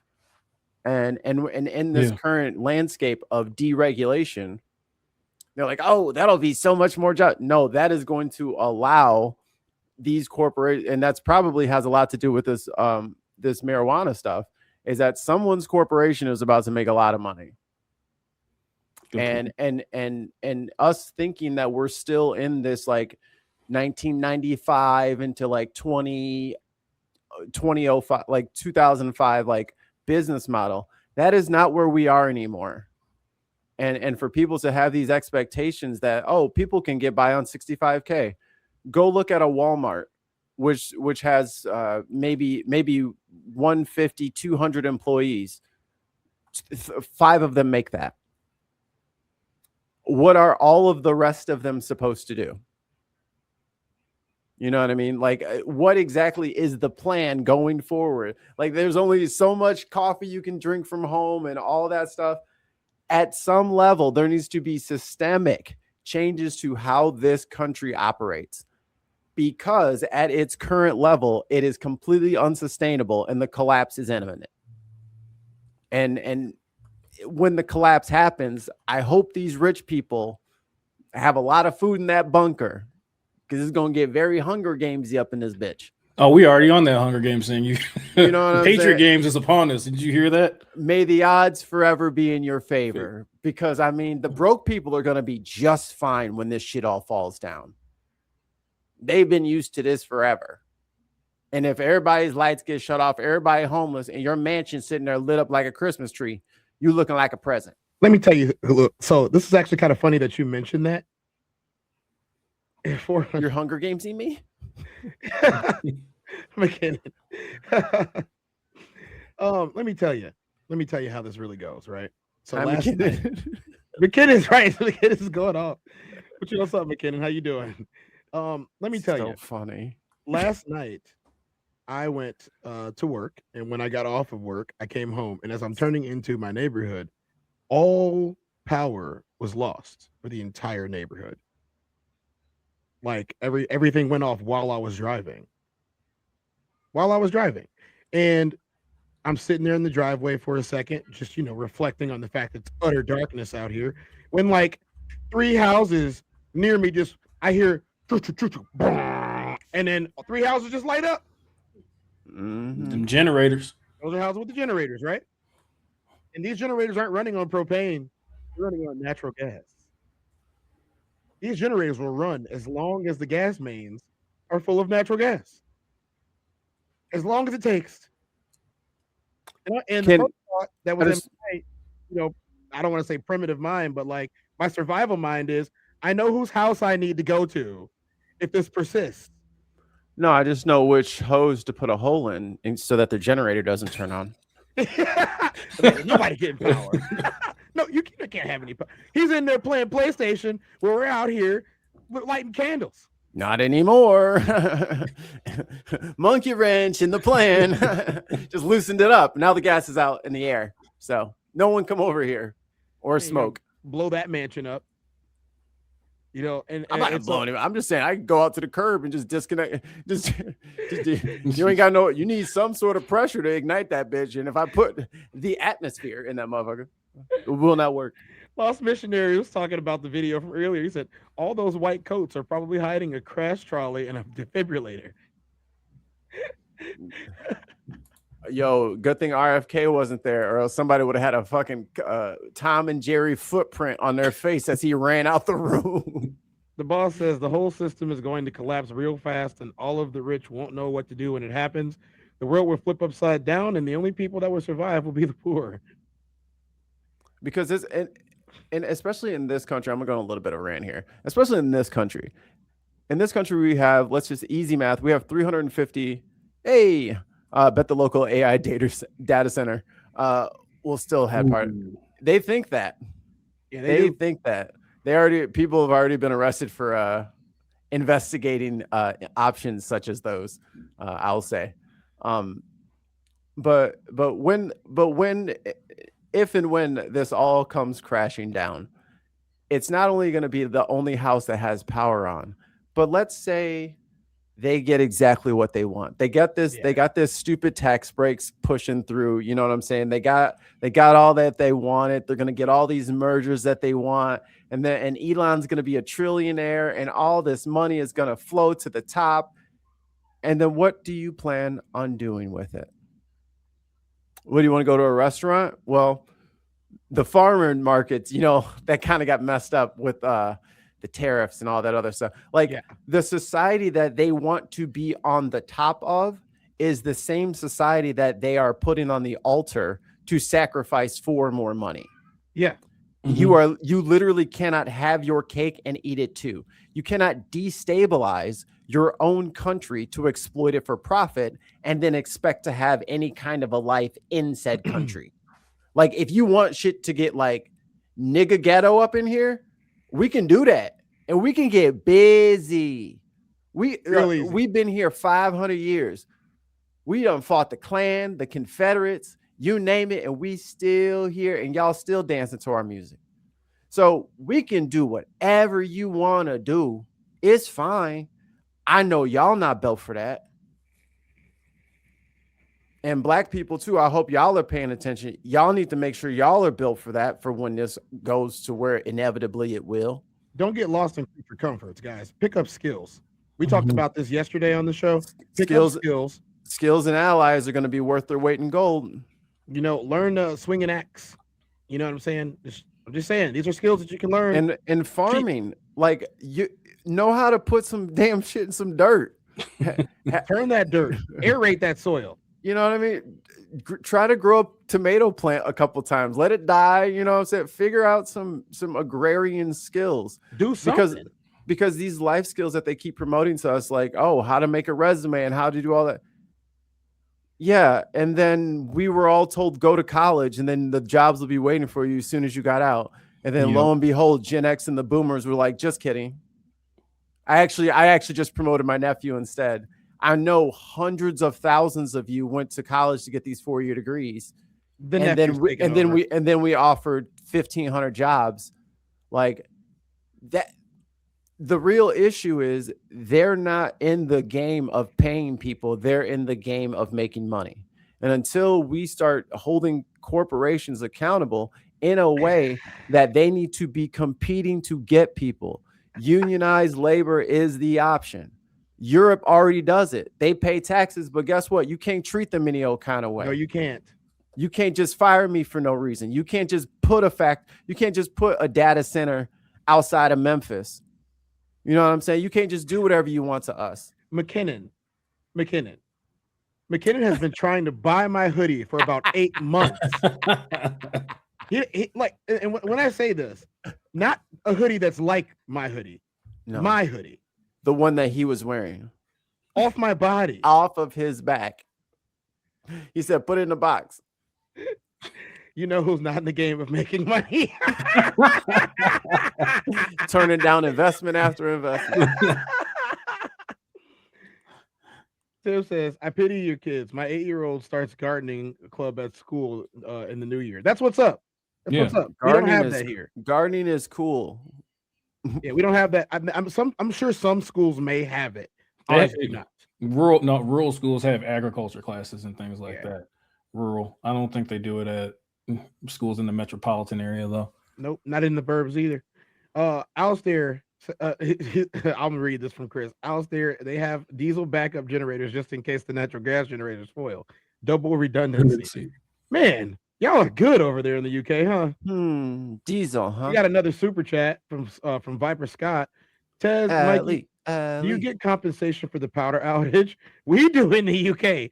If it's off for more than 8 hours, that also depends on your service provider. My power was out for a week.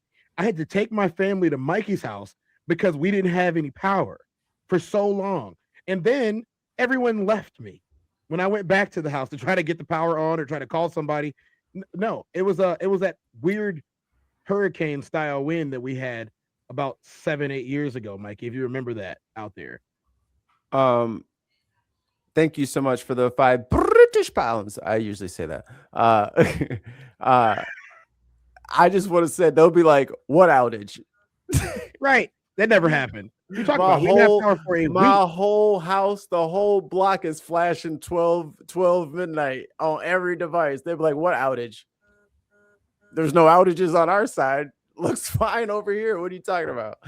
Yeah, they don't owe us anything. They kind of just do whatever they want with us as far as like utilities. Like it never happened. They're like, I don't remember no outage. And actually, you owe us $6 more. I love Sean Groves. Sean Groves. I like Sean Groves as well. And that channel is pretty insane. Good stuff. Sean is a homie. I'm gonna tell you guys, like I think we've all been duped. That's an understatement. I'm looking at the comments from the UK and just to see some of the programs that they have installed just for the betterment of their people is insane comparatively to here. I mean, in the metropolitan area, they have metal shop and auto, culinary, but it's really not that in depth. And it's not something that's like a focus study. You can't. And those kids, let's just call them kids from my youth, right? None of them knew what they were doing after being in those classes. And at the school that I went to first, they had a whole old school setup because the school was from like the 40s. They had a huge auto shop, huge shop in the back, big science labs. They didn't even use this stuff most of the time. And then only select people were allowed to be in the class, no matter how many times you applied for it. And it was always the same select people. They're like, I remember trying to get an auto shop. They told me, yeah, it's not happening. You need to pick a different elective. Okay, well, let me get in metal shop, or we're shutting that down after this semester. You could take band. Nothing wrong with band. Hey, nothing wrong with band. Hey. I'm not going to go on a random tangent, but this is telling, right? Like, we consume. There is no way, and I don't see a way that people are going to band together. To your point, in Europe, not only do their governments not treat them this way, but in France, whenever they had the issues agriculturally, they pulled up and threw manure on people. Right? We took the tractor to City Hall and dumped a metric ton of bullshit on their front door. I like it. All we got is Luigi Mangione. Stop it. Listen. I am Luigi. Don't do that. Wait a minute. We're too black. We are not white boys. They will come for us. He said, I'm not getting sued. Not again. No, they gonna come. I'm not trying to be on the FBI list. Wait a minute. And this is Candace Owens' little brothers.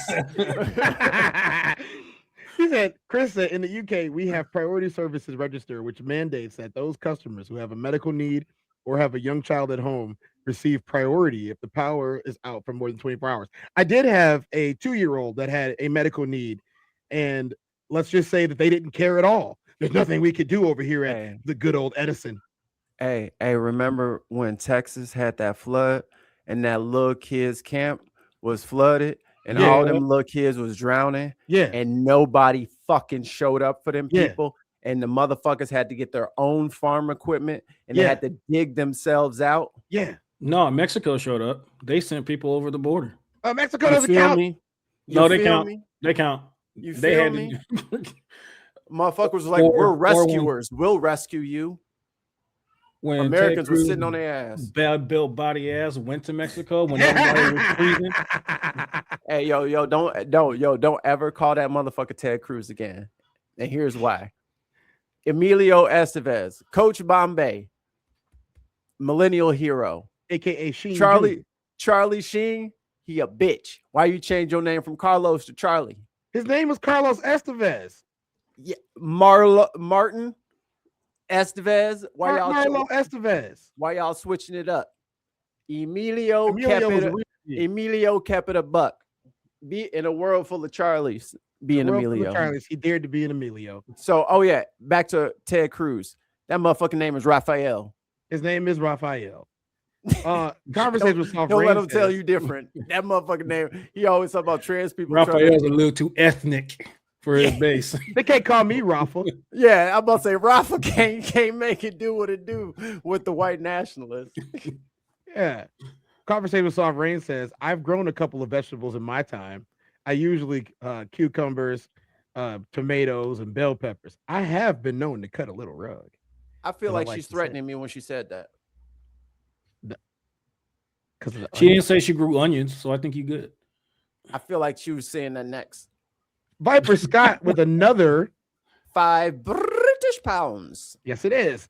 Scottish Power have websites that tell you where outages and how long it gets to be fixed too, Mikey and Tez. Everybody just doing better than America. Bro, they living in like laughing stock. They living in 2100 B. We're in 2100 BC. The only kids who get anything out of metal shop classes wear Carhartt jackets and crisp Wrangler jeans. They know where they're going. Yo, why you know exactly the uniform? Because that's dead ass accurate. The fucking the khaki Carhartt with all the ash on it. Yeah, I know. In Vietnam, they learn how to handle an AK-47 in high school. In Vietnam, yeah, we can't do that here. That wouldn't go over. Yeah, nope. Everybody would be dead. Person impersonator says, I am disabled. If the water gets cut off, our UK water board has to bring me the bottled water for free. If it goes no longer than a few hours, you got on the priority register. What is wrong with here? How did we get here is the question. I mean, I they know brought us here. What are you talking about? How did we get? They brought us here. Not 400 or 500 years ago. Plymouth Rock didn't. So, so the Americas had sugar cane and cotton, and the African continent had blacks. Plymouth Rock landed on us. And the Gullah Geechees. If that means they have a hookup, what? They hook up a mobile generator to the customer's property. They're bringing you power when you're out. Bro, Europe has so much more shit handled because they are a much older society writ large than we are. We're very new, and don't give them a pass. We still read at like an 8th grade level by and large. That's why. That leads into what I'm saying. They've been around. They done had hella revolutions in all of their countries.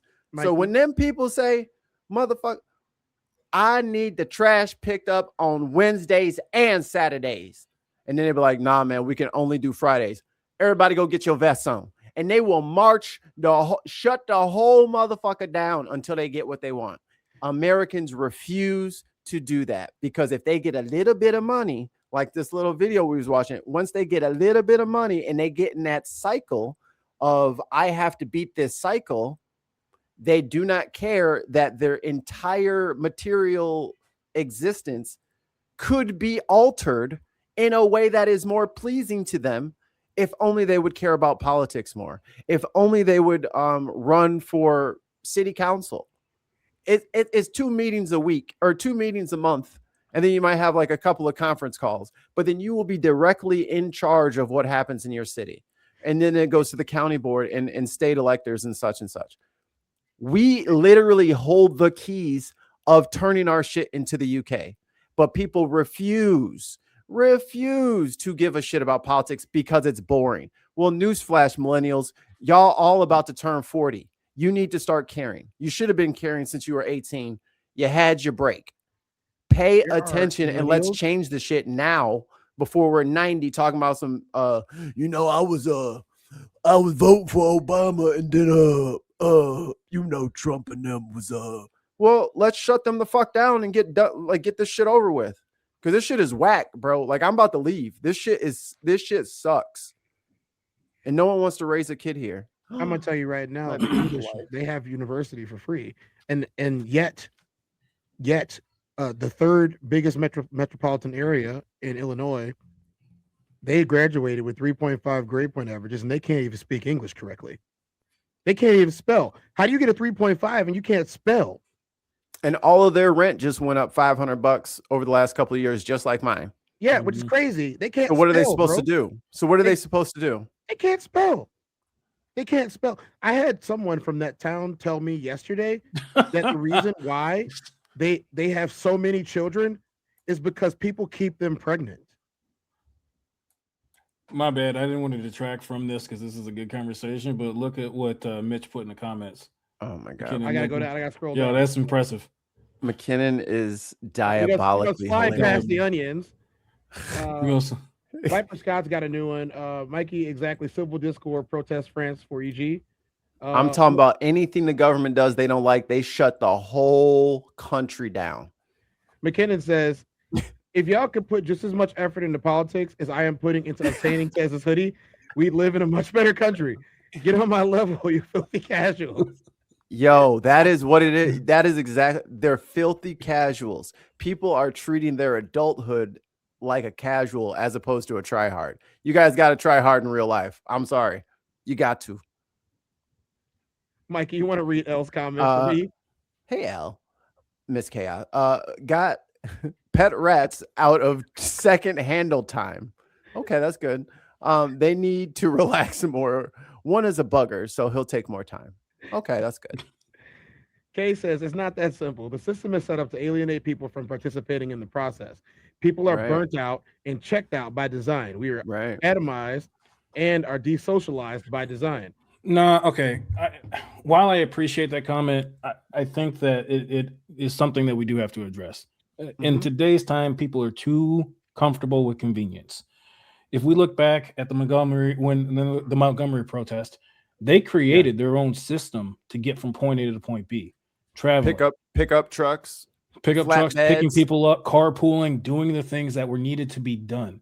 Yep. I don't think it's a matter of an inability to do it. I think it's an unwillingness to be a part of something that's bigger that causes inconvenience. Right. We have this throughout history. So it's not like we can't do it. It's just whether or not people are going to be willing to and what it's going to take to actually get there. Yep. I agree 100% because everyone next, like they bus boycotted for like 2 months. No, it was 2 like years, something like that. Yeah, right? It was like 18 months or something like that, where these people literally had to walk on foots because cars were kind of expensive back then. So the bus was like the way you got around. They found other ways. Right. They literally like bankrupted the city of Birmingham, which is the biggest city in Alabama at the time. Like they went broke because the buses was getting too expensive to run because wasn't nobody on there. It is those sorts of out of the box thinking tactics that are necessary. So when motherfuckers like, Target said, I'm getting rid of all the DEI stuff. Let's go, Trumpy. Let's do this, baby. High five. And then all the black people was like, oh, word? Hey, yo, shut it down. Right. The stock value's halved. Yeah, it was halved. It was halved in a year. Scott says, only in Scotland, my friend, it's free to Scottish citizens. England, they have to pay 9,000 British pounds a year, guys. Shit. Passport Go says, I was definitely thinking about moving me and my family to Greece. Kay says, I'm in the process of trying to debt up a union where I work right now, and it's like pulling teeth, and it's frustrating. But they also see where people are coming from. No, they don't. So the UK is in bad state regards to public services, but it's nothing like how bad America is.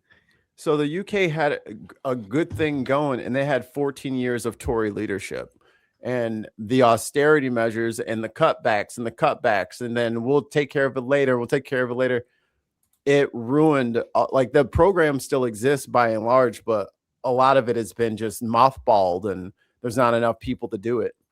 Meanwhile, back at the ranch, they say all these immigrants are the problem, and they want to kick out all the immigrants. Well, they have a national health service. A lot of those doctors and nurses are migrants. So it's weird how much people will pay for racism. They'll pay a premium. What are you talking about? Premium. It's expensive. This racism plus, that monthly subscription, it hurts, boy, but it is nice.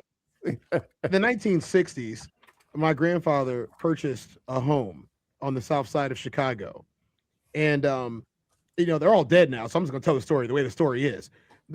Purchased a home from a man and his family in Chicago, and the man, he committed, self-deletion in the garage, because I don't really think it was self-deletion. I think his neighbors killed him, to be honest. I think his neighbors did it. But allegedly, sprinkle some I ain't testifying of them. Shit. They're all dead. I don't know. They're all dead. All of them are dead. All those people are dead. I'm not going to ghost court with you. They can box me in ghost court on the astral plane, whatever they want to do. You know what I'm saying? Like especially them racists. Oh yeah, punch a Nazi all day. I'll punch a Nazi in the nose. I don't care. What's the diagram say? Identify this. Is this person a Nazi or not? Should you punch it? Automatic the line now. Yes, they are Nazi. Punch them. That's all there is. Hey, if ever you have a Nazi who's at a generator, you know whose house you're stealing from first. I'm gonna take all of their stuff. That's not alleged. Wait a minute. I just got a random text message about something completely different. It says if you just put a water hose into someone's house, that over time, it doesn't matter what they have, they're gonna have to just a hose. Huh. Because they'll have to have a sump pump, but then it'll probably burn out, right? Yeah. I wonder what that message was about. Yeah. I wonder what that was all about. Interesting. So in the winter, this man was found in the house. Oh. All of the neighbors subsequently moved out of the neighborhood, what was an affluent neighborhood, when he moved into it. They all moved out. My grandfather's worked super hard, man. One of them worked at Chicago Steel. The other one was, let's just say, outed from a police department in the city of Chicago, because at that time that was uncouth. You know what I'm saying? And he started truck driving, and he told me the story so many times how he had like literal, non-black neighbors, also non-Mexican or Asian. They were just good old country boys that lived on the south side of Chicago, and the neighborhood was nice. It still is. All the houses are still standing. They don't have any issues. They were built very well. These houses were built very well. They're probably over 100 years old, and let me tell you, like I drive by sometimes and I miss them for nostalgia purposes when I'm out there in the area, and it's flipped again. And I hate to say this, but like white flight is a real thing. So it's like they'll pay a lot of money and leave their wonderfully built house that's still standing today with no issues to get away from everyone else. They'll pay a premium for their racism. Can I read something real quick? So Allie put at 2:01. Not that one. At 2:01 p.m. I got Allie. And Brexit, for you Americans that didn't keep up with international news, Brexit was when Britain decided to vote, or the UK decided to vote on whether or not they wanted to leave the European Union and do their own thing by themselves, which was a terrible idea and has had a lot of bad repercussions on the countries. So Allie says Brexit caused the NHS, National Health Service, lost 10,000 staff in its first year and 4,000 every year after. They have the UK has about the population of Illinois. So expensive. Now imagine if Illinois lost 10,000 of its medical staff in a year and has been losing 4,000 medical staff every year after that. We would run out of medical staff pretty soon, and they got people in the hallways and all. It's bad. Tim Ballon with 5 British pounds. A friend's family came to the UK to work in NIHS in Northern Ireland for the NHS. I guessed it. During the troubles from Uganda. Okay. So what we got left over here? We got Tim. A friend's family. Okay, yeah. A friend's family came to the UK to work. Yeah, North Ireland from. Okay, yeah. I got to show it though. I got you. Yeah. Chris says exactly. I was just thinking about that, and then Chris also says out there they would probably say it was a pre-existing condition and not covered. That's exactly what they say for everything that you go for. Yep. So guys, we're almost part of the 2-hour mark, and I'm gonna do a couple of things here. We're at the 2-hour mark. You guys can definitely catch Mikey and Tim, and sometimes me too, over on the Ben podcast, depending on what type of day it is. You never know when I'm gonna pop up. But we're gonna do a thing. If you guys are in the Chicagoland area, we are not Mikey, but I'm sure he'll be there. We're putting on a show, the Raw Society Coalition, and it's going to be a Valentine's Day theme show called Singles and Soulmates in Darien at the Q Bar on February 13th. I'm going to play a video. This is from a friend of ours and the channels. This is B Class, otherwise known as the Classic Codes on YouTube. And the rest of us, when we did our little thing over there, let's do it this way. And we're going to play this really quick for this advertisement video. You can say it's from our sponsors.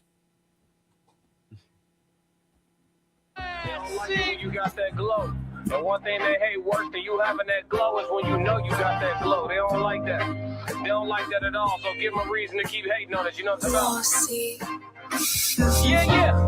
Yeah, all farming, home up in rank. Step in the room, they paid away. I get treated like a milli tank. Southpaw like I'm really tank. I do things that they really can't. Envious, cause they really ain't. I'ma win any type of way. That's a parlay you could take to the bank. That's a parlay you could take to the bank. Know some people I love, put some smut on my name. Real life, I'ma still love them the same. If you're in the Chicagoland area, make sure you guys stop by and come and see us. It'll be a pretty good time. Lots of laughs, lots of jokes. We'll have a question and answer section, and then we get a couple of different concerts from B Class himself. So that'll be a whole lot of fun. I want to know, will he be performing the Moo and Oink theme song? That is a deal breaker for me. I don't think that he's going to do the Moo and Oink song, but I mean, maybe if you ask nice enough. That should be how every Chicago artist going forward. You need to start off the show with the Moo and Oink jingle. Start with the Moo and Oink. So we got John said he loves Q-Bar. Make sure you show up with your wife. You know, no kids. This is an adult event. We got my kids mature. There's a history of what works. Well, your kids mature. There's a history of what works that we definitely need to learn from. But there's also a history of repression, and counterinsurgency needs to be able to speak to where people's anxieties come from to organize. Right. L says, Chris says, at L, you weren't tickling his back foot, were you? They're over there tickling mice. Person impersonators laughing. Mikey says, who's over here tickling mice? He said, that'll be L. Okay, person impersonator says that. L says, I thought that it was his back foot. I don't know if that's a recommended spot. That like the like button will be jealous. Yes, it will. So I'll tickle your mice. You stay away from my mice, McKinnon. You stay away from my hoodie. You stay away from Mikey's mice. My mice are none of your concern, McKinnon. Where is tons of mice? I haven't seen tons of mice in a while. The show should start with Go Go Godzilla. There we go. Onions and Godzilla, guys. That's what we've come to today. Viper Scott says, chat, you all need to stay safe, well, and have a good day. Wherever you are, have an excellent weekend. And also you need to go Max Max is on soon at 8:30 UK time. Ooh, Max. Yeah, for sure. If you guys want to donate to me, I guess that information at the bottom of the screen because YouTube doesn't let me take anything. But yeah. Kay says say it, Mikey. Oh, that's not British. Yeah, 10 buckaroos. Yeah, and shout out to the gremlins with the holiday hat on. Most definitely. There's an inconvenience and then there's futility. People aren't turned off from participating in politics because it's inconvenient, but because it feels futile, and that's by design. Scott says, thanks for the support. Thank you too, Scott. Lost Missionary, back at your house there. You guys are amazing. Thanks for the show. I'll donate 400 in return for a gift. You just want my clothes.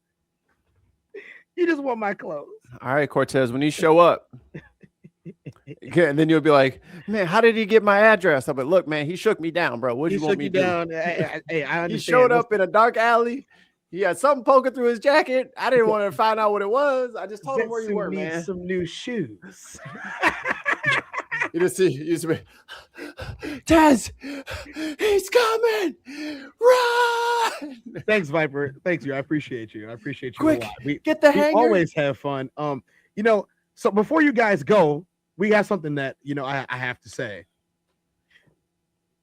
40, I don't even know how many years that is, but 40 and 6.5 years ago, there was a man who was upset by his surroundings, and there was another man slightly shorter who was upset with his surroundings as well. They got together to create a town hall meeting to where we can address our personal grievances against the place that we lived.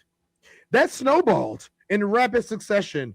While our friends decided to drop off as they were afraid of the government and we weren't, we decided to keep on going. We met some other individuals. We'll just leave it at that. We met some other individuals and they joined us for a show called The Ben Podcast.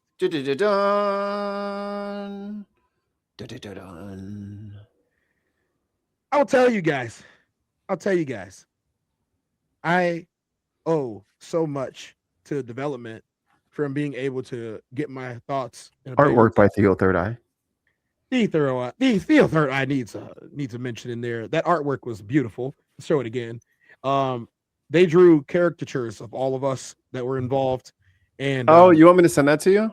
Yeah, send it to me really quick. I'm gonna put it. Yeah. They drew characters of us, and it was for I think 2.5 years. That was the only artwork we had. It's still the best we have ever had. I agree. It is literal fucking art. You guys get to see a little bit of Theo's work all the time. Because I love to post the stickers everywhere. I still have a ton of stickers, Mikey. Yeah, me too. A ton of stickers. I'd be posting them on light. I can't put them anywhere because I love them so much. I have like 50. If I stick them to something, then I won't have it anymore. Then I'll have one less. Because I got invited to a strip club, and I don't go to strip clubs. Don't do that. So I got invited to one, and I was like, maybe I could make it rain with these. Don't do that. I was like, I sure have more stickers than singles in my pocket. You're gonna get people upset with us. What is this? I thought this was money. It's better than money. It's the gift of us. Stop it. You guys can check out Theo the Third. It's 3, but it's Theo3the3rd.com. Yes, take care, peeps. I want to seriously go to 3the3rd.com and have your fucking mind blown. Yeah, T is amazing. T is amazing. The link's in the chat right now. On the book, or did you say? Yeah, you sent it on the book. Okay, yes. Yeah, I'm gonna show you guys this artwork. Let me just go ahead and save this. Like, and T went to school with me and Cortez and K in the chat. T has like always been like this, like almost incredibly like artistic, like almost like an out of body experience, legendary person that is like, how did you do? Like, you know what I mean? Like, it just blows your mind. Totally chill, laid back as fuck, passionate as fuck. But I mean, come on, y'all. Look at me down there. This is the OG Ben podcast logo and artwork. Looking like Mayor Brandon Johnson. Right? Cortez Johnson. I miss my mohawk. Yeah, you have the right like head shape. You can rock that. Yeah, I miss my mohawk, man. I do. I miss my mohawk. You know, now I got a beard and short hair, all short. No, I got this long ass ET skull, so I can't be rocking no mohawk. That motherfucker be long as shit. Motherfucking trough of hair on my big long elongated scalp. Yeah, I miss that mohawk, man. Like, they did a really good job of capturing it too. You know what I mean? I mean, this is amazing.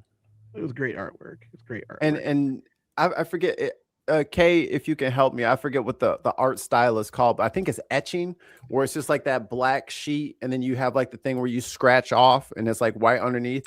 So T does a lot of like no color stuff, and like I've never ever wanted to look at a black and white drawing of anything. Hey, but their work is so been good homies for a very long time. Same as Mike. Like we had some really artistic conversations in school, and it just echoed until like our adult lives. And like, if anybody needs to check out that artist, go check out 3 the 3rd. I'm really down with that. Go, you guys check out Theo and let Theo know that we're ever grateful for immortalizing us the way they have. You know, this group of people that did this show, I think we changed the world. Nobody could convince me otherwise. They started copying us immediately after. You know, we did something that nobody else was doing at the time, and the rest of the spaces changed the way they did things after we did them. We did them first.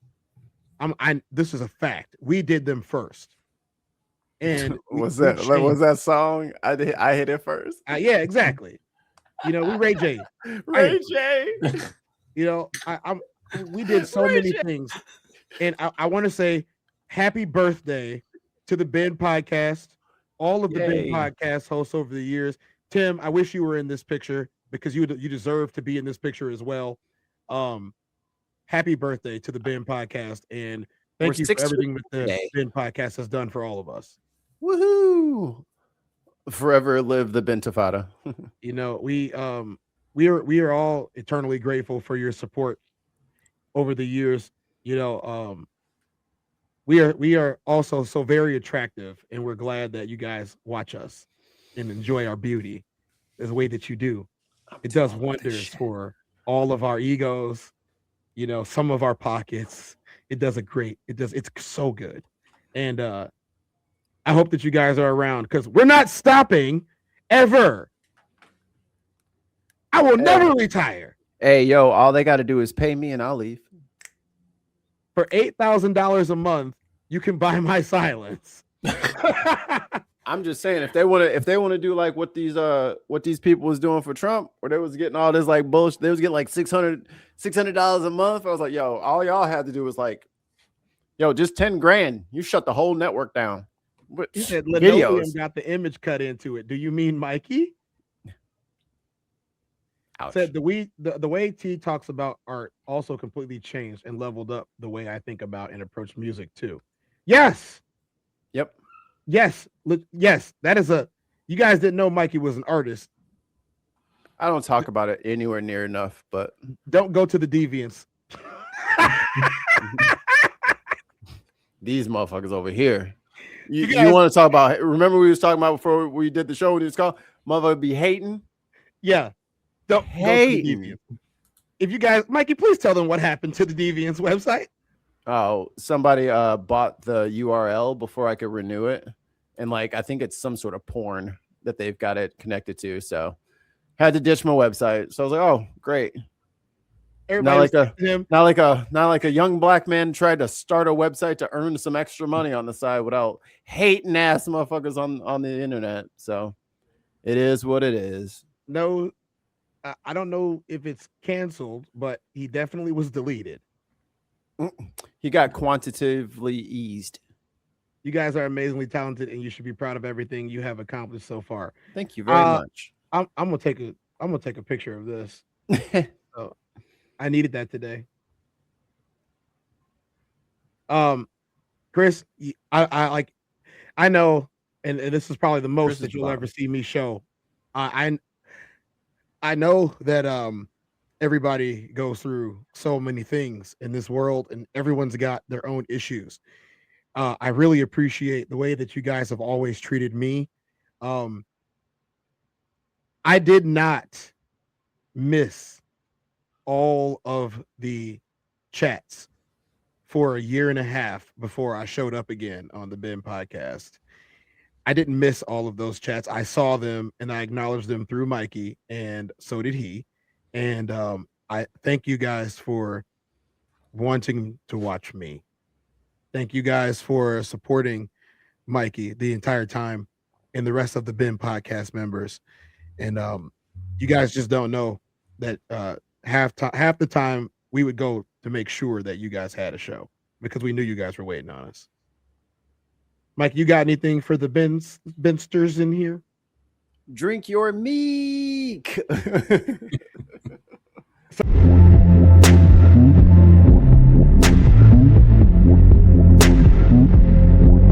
I'm the Tez.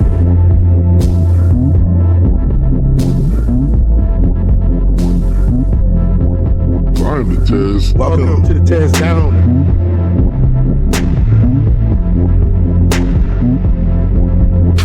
Welcome. I'm the Tez.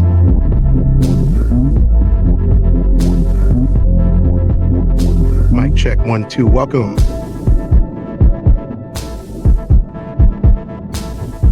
Welcome to the TezDown. Party time.